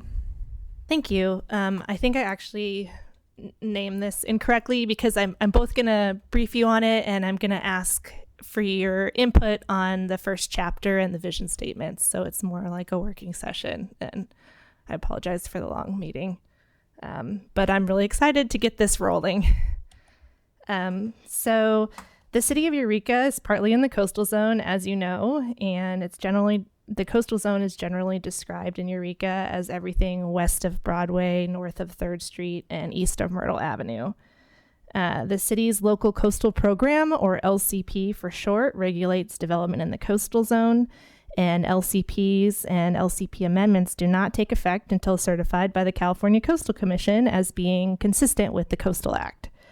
So an LCP has two parts, the Land Use Plan, or LUP, and the Implementation Plan, or IP. And the Land Use Plan are those parts of the general plan that are relevant to the coastal zone, and we're calling the LUP, or planning on calling the new one, the coastal element. And then the implementation plan are those parts of the municipal code that carry out the coastal element, and we're calling that the coastal zoning code. So we're working on a land use plan update and bringing that forward to you. And as soon as the city council adopts that and submits it to the Coastal Commission, we'll start talking to you about the IP update. So what is the impetus for this LUP update? The city recently adopted a comprehensive update of its general plan in 2018 called the 2040 General Plan because it has a 20-year planning horizon, with the next major update anticipated in 2040. This new general plan is not effective in the coastal zone until the LUP is updated.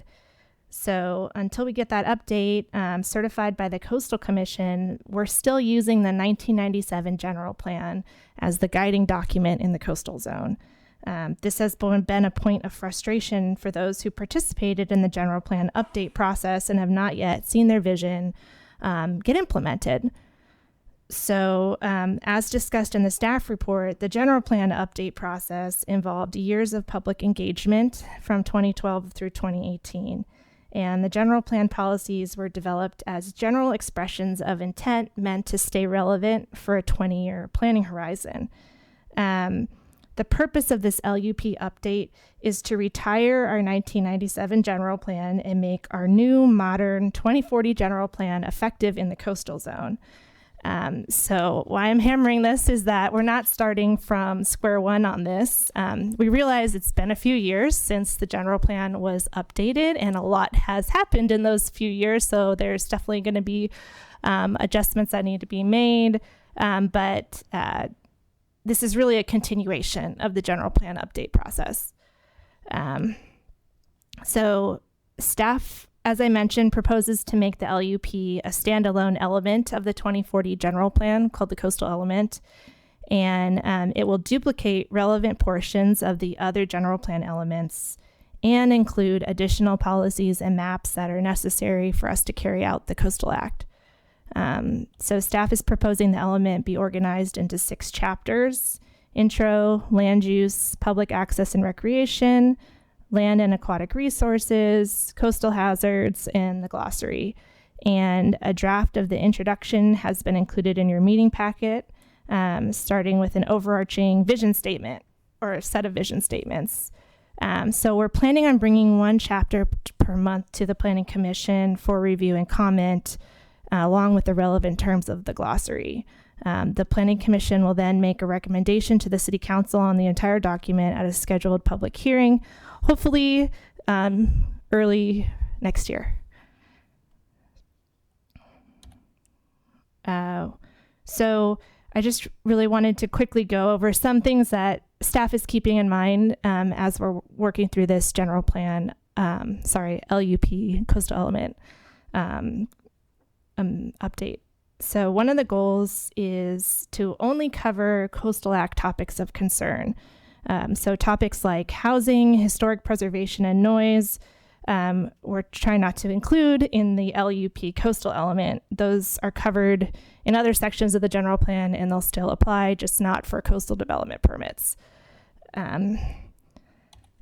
We also want to try to keep the element as short as possible and limit it to key distinct policies because having a lot of overlapping policies makes the document hard to implement and slows down our permitting processes.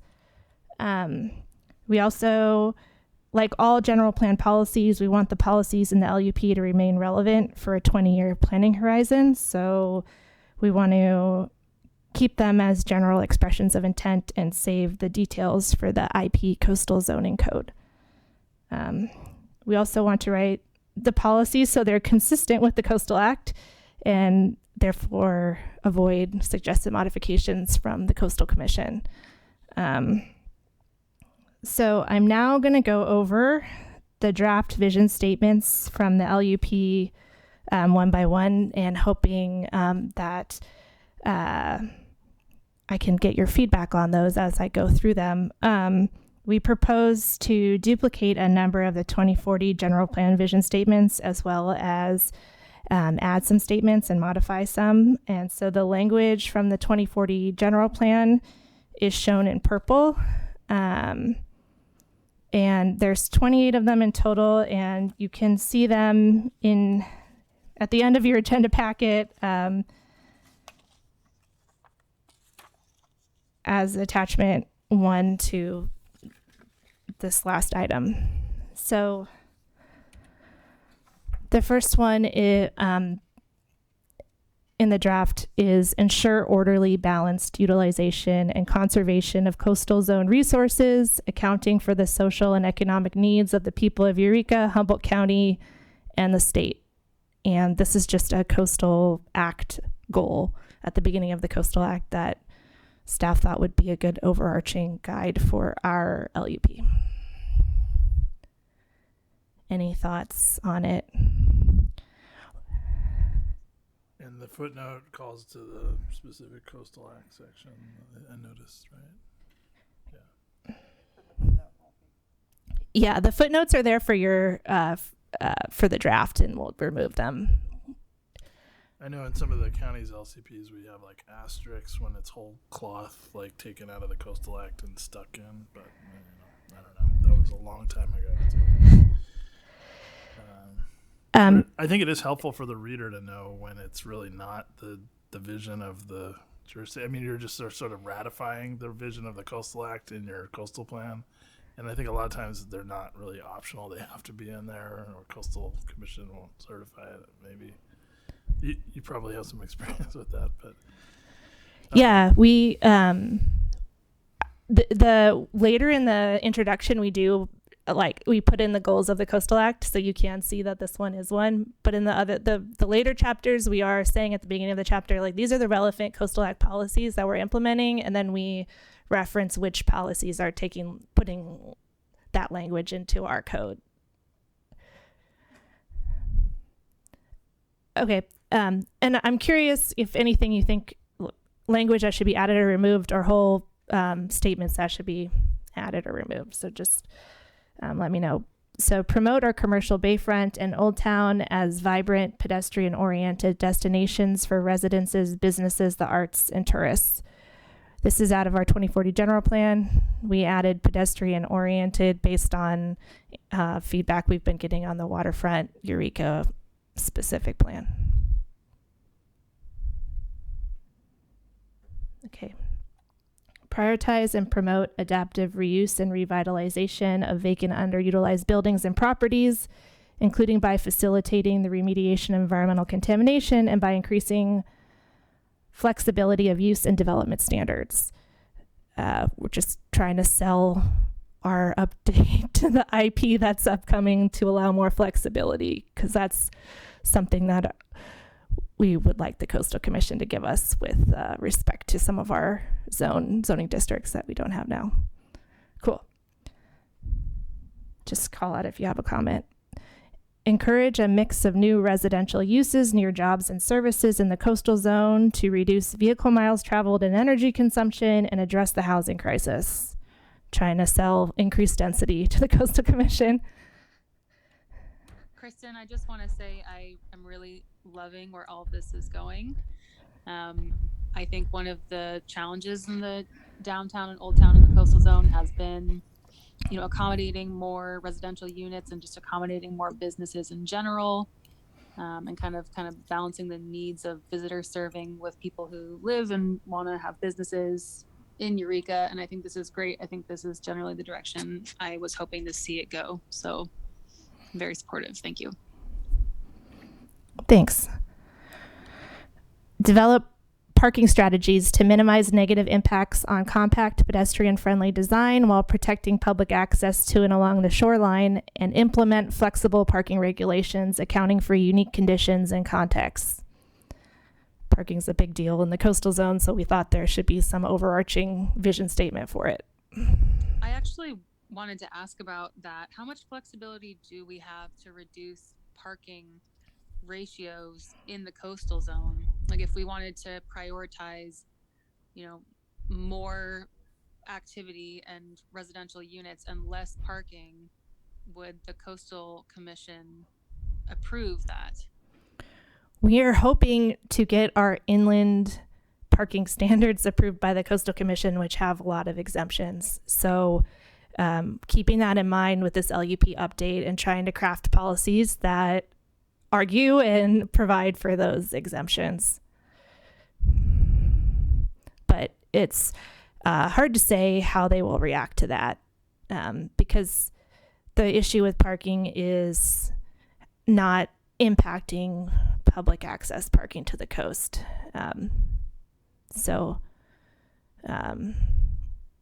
Yeah. On the parking, I agree it would be helpful in the waterfront plan or the LUP to have targeted, designated parking for coastal access.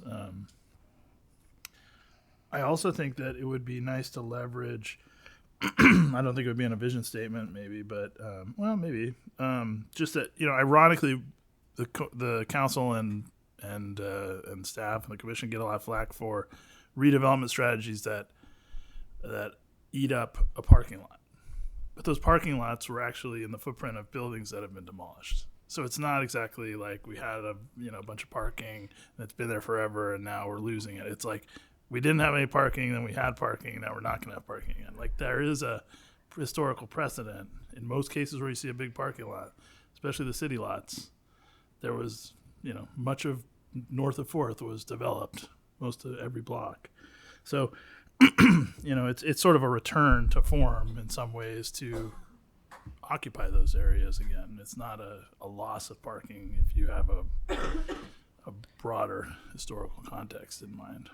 Yeah, I think that's a key thing to keep in mind when we're communicating the plan to people.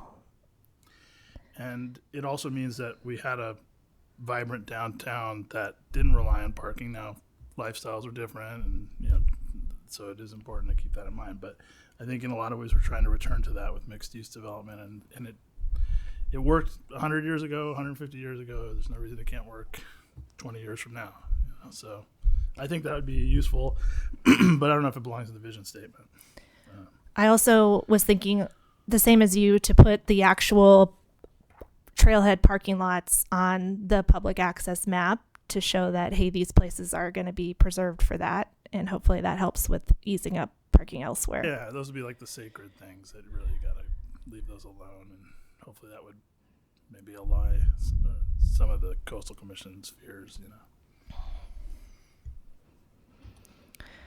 Coordinate with Caltrans to revitalize and beautify the Broadway corridor to create a sense of place, improve safety and connectivity for all users, and stimulate new development. Broadway's kind of a big deal in the coastal zone too. So I thought there should be a specific policy or vision statement for it. I guess I would just add, just to hammer it home, maybe that for all users, especially, other modes of transportation, non-motorized forms of transportation, I think that's something that's sorely lacking along the Broadway corridor, whether it's pedestrian or multimodal. So maybe including for all users, including bicyclists and pedestrians or something like that? Including or especially, yeah. But either one I'm fine with. I don't know. What do you guys think about that? Well, I think it's definitely fair to say that Broadway is definitely nicest for cars right now. So if we were, trying to change the status quo, I think it makes sense to do that, for users that aren't really getting as much time now. And in terms of creating a sense of place on the Broadway corridor, I'm definitely looking forward to seeing what the IP will have to say about that. That's a pretty tall order. Maybe good landscaping. Yeah, I felt like beautify was a little strong, but it's already in the 2040 general plan, so I just loved it. I mean, it doesn't say it's beautiful, it just says beautify, so. It does state all users, but it is vague. So I think if you drop out bicyclists and pedestrians, I would definitely hammer it home. Yeah, that's my main point, is just to make it clear that especially those ones that have been underserved, I think. Okay. Foster a diverse and resilient local economy friendly to new business investment and the creation and retention of quality jobs directly from the 2040 general plan. Champion our coastal dependent and related industries and encourage new harbor related development. Just trying to show that we care about our priority uses. Encourage growth in our tax base to support city services and infrastructure. Protect our seaport heritage and tribal history. Coastal Act cares about community character and archaeological resources, so kept that one. Develop strategies for streamlined and flexible permitting processes. Redevelop the Marina District, which is the balloon track, in a manner which addresses contamination from historic industrial use, includes robust wetland restoration enhancement work around Clark's Slough, and allows for infill development and reuse of a brownfield site in the heart of Eureka. Thought this should be a vision statement because this site is huge and been unused for so long. And its redevelopment could really be a win-win for everybody. Preserve and enhance the beautiful open space, forests, coastal, agricultural, and habitat resources within and surrounding our city. Just added and enhanced to be consistent with Coastal Act language. I have a quick, before you move on, Kristen, I just have a quick thought on the protect our seaport heritage and tribal history. I guess if it's taken directly from the general plan, I guess there's not maybe a ton of need to tinker with it, but it just seems like there's a lot more that could be said there, and I almost wonder if it would make sense to separate tribal history into its own its own standalone vision, and maybe see if any of the tribes have anything they want to specifically say to clarify how we would do that. That's a really good idea. Yeah, and I don't think, maybe Commissioner Lazar, others have ideas on, how we could protect our seaport heritage or how we could protect our tribal history. But they definitely wouldn't always, they might sometimes be at odds or just different narratives, and how do we sort of respect both? It seems like there could be maybe more to dig into there, or not. It's just a thought.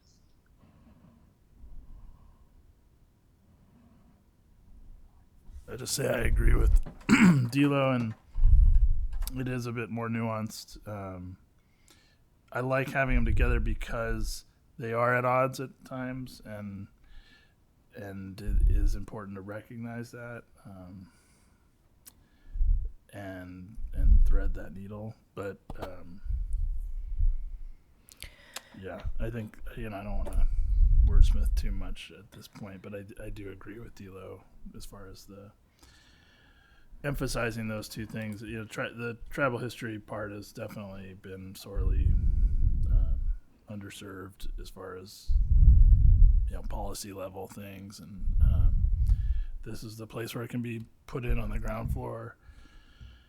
And from my experience, historic preservation under the Coastal Act isn't really highly valued. It's like almost totally absent, as far as non-prehistoric cultural resources. So, it is important to emphasize that and assert that, I guess, as a jurisdiction.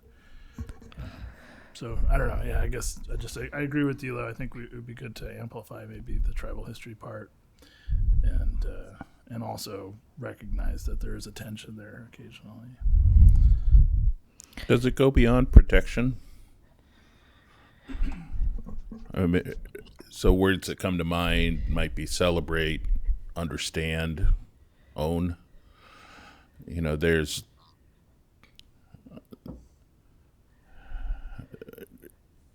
I would say acknowledge, something along that line, to say it's not just that we're putting a fence around some stuff, but that we own our history, we celebrate these things where we came from, we recognize there's dark periods, we own those too.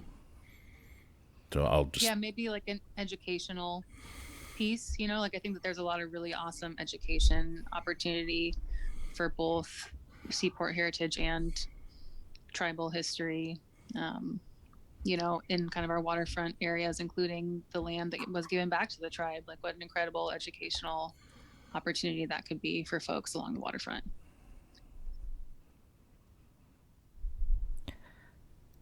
Okay, I totally love all that feedback, and I will work on that. Maybe it'll come with like this plus another policy or something like that. But yeah. Sorry, other vision statement. Reduce development pressure on agricultural, forest, and natural resource lands through well-planned infill-first development within city limits. Just trying to remind the Coastal Commission and everybody else that development in Eureka is good for the environment. And one of the Coastal Act guiding policies is concentration of development, infill development. So assume a leadership role in water quality protection, resource conservation, and green practices, and make decisions based on what is most protective of coastal resources. We added in that last part because it's balancing language from the Coastal Act, and we wanted to just highlight that we're trying to see the forest for the trees and look big picture.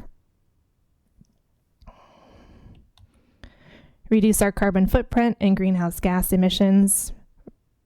Develop infrastructure and public spaces to allow for passive and active recreation opportunities in and near natural settings. Provide abundant options for leisure time, such as top quality parks and recreational programs, including access to natural resource areas. Deliver appropriate levels of public service in an efficient, equitable, and cost-effective manner. Provide opportunities for waterfront trail enhancements, connections, and inland extensions. Put that in there to have a trail-specific vision statement. Promote multimodal transportation options and complete streets to accommodate walking, biking, vehicles, and transit. All right, this one's a doozy. Try to create a sea level rise vision statement. Develop short, medium, and long-term adaptation strategies for areas and assets vulnerable to sea level rise, phasing adaptation actions over time based on observed water level thresholds, and selecting measures to maintain the functionality of our infrastructure systems in a manner which maximizes social, environmental, and economic benefits and minimizes costs for current and future generations. That's a tour de force. Bravo. Yeah, can we like stay on this for a second? Yeah. Read it again. There's also one that just says, like, be resilient, work on our resilience, which might be a simpler vision statement if you guys don't want this whole thing in there. Yeah, increase our community's resilience to climate change is also a vision statement. I think it's a big sentence, but for me, I followed it. I understand what you're trying to accomplish, and was language that was easy to understand. Yeah, it will be interesting to see what comes back on that. Yeah, I don't have a problem with it either, and I think it is super important to be trying to balance, social and environmental benefits and costs, and kind of same with number 15, which we passed. I don't know how much wiggle room we have to not prioritize coastal resources, but I also want to do everything we can to prioritize development and housing creation in the downtown. I think it's important to maintain the vitality of one of our economic bases in the city. So that's something I hope we can have as a thread throughout.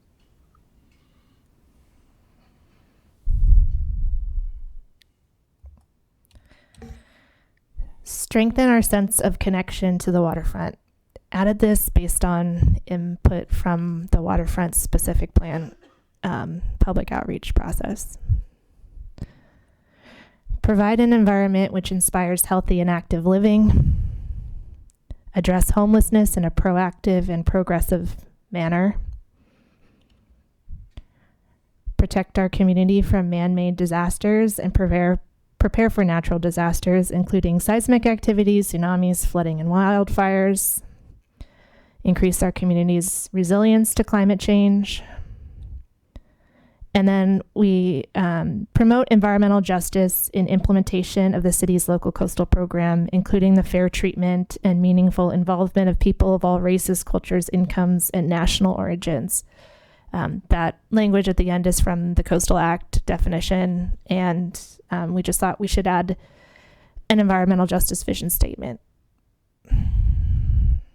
For number 27, is there a way to add some examples of like how we're going to be increasing our resilience, like through the promotion of infill development and active transportation, or like the decentralization of single occupancy vehicles, or renewables, something that kind of gives us some reasons to balance housing density and less parking, I guess, is what I'm thinking personally. I guess, Dilo, I just asked this question, like, I get sometimes confused when I've got my GHG hat on and I'm trying to think of ways that we lower our carbon footprint versus ways that we're more resilient for sea level rise and climate change related. And it's like, I think of the resiliency as more of a proactive or sobering exercise and retreat or protection, and then the other is about doing our part to help hopefully avoid the worst scenario. But that's just me. I don't know how everyone else reads resiliency in that context. We do have that other vision statement about reducing our carbon footprint and greenhouse gas emissions, so we could add that to that one. And then I do think that infill development in less hazardous areas of the city is a way to become more resilient to climate change. So there's places for people to live in the future. So maybe we could add something like that to that last one. Okay, yeah, and I was kind of reading it in a different way. I'm not tied to seeing that clarified further if it doesn't make sense. Does anyone have any thoughts about using man-made as a term? I only wonder, if there's a better way of putting it.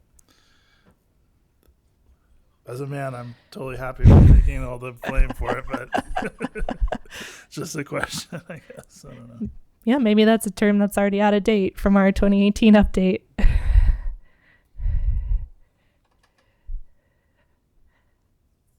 Any thoughts on what you would replace it with? Just make it general? Maybe just, it doesn't quite kill it, but, As a staunch feminist, I'm okay with it. So I felt like there's a man in every woman, right? So we're cool. Yeah. Just probing.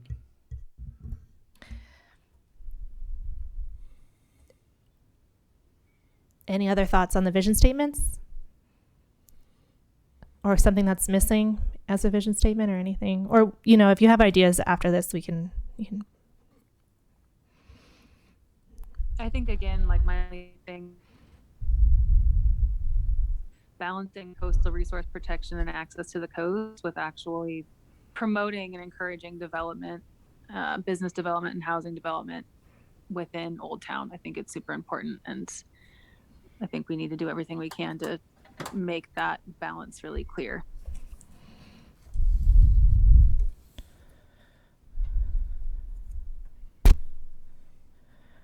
Okay, I agree, and I'll think about maybe how that could get incorporated into the vision, treating Old Town differently,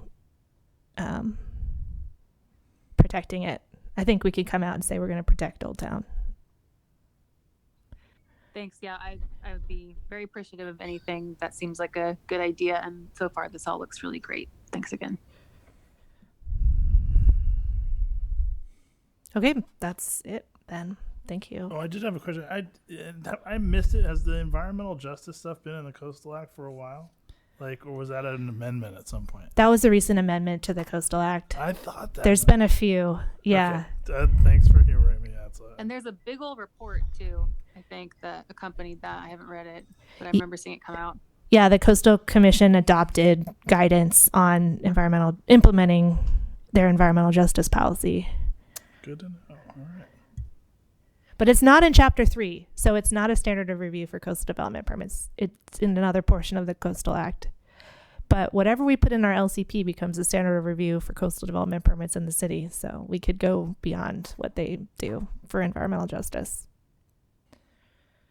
I would just say that's where some of the tribal stuff could really be amplified, because it's not well covered. But I don't want to speak, with I don't have a lot of expertise in that department, but that certainly could be more nuanced. So just maybe as a placeholder, I think that would be where it would belong, in my opinion, as a vision.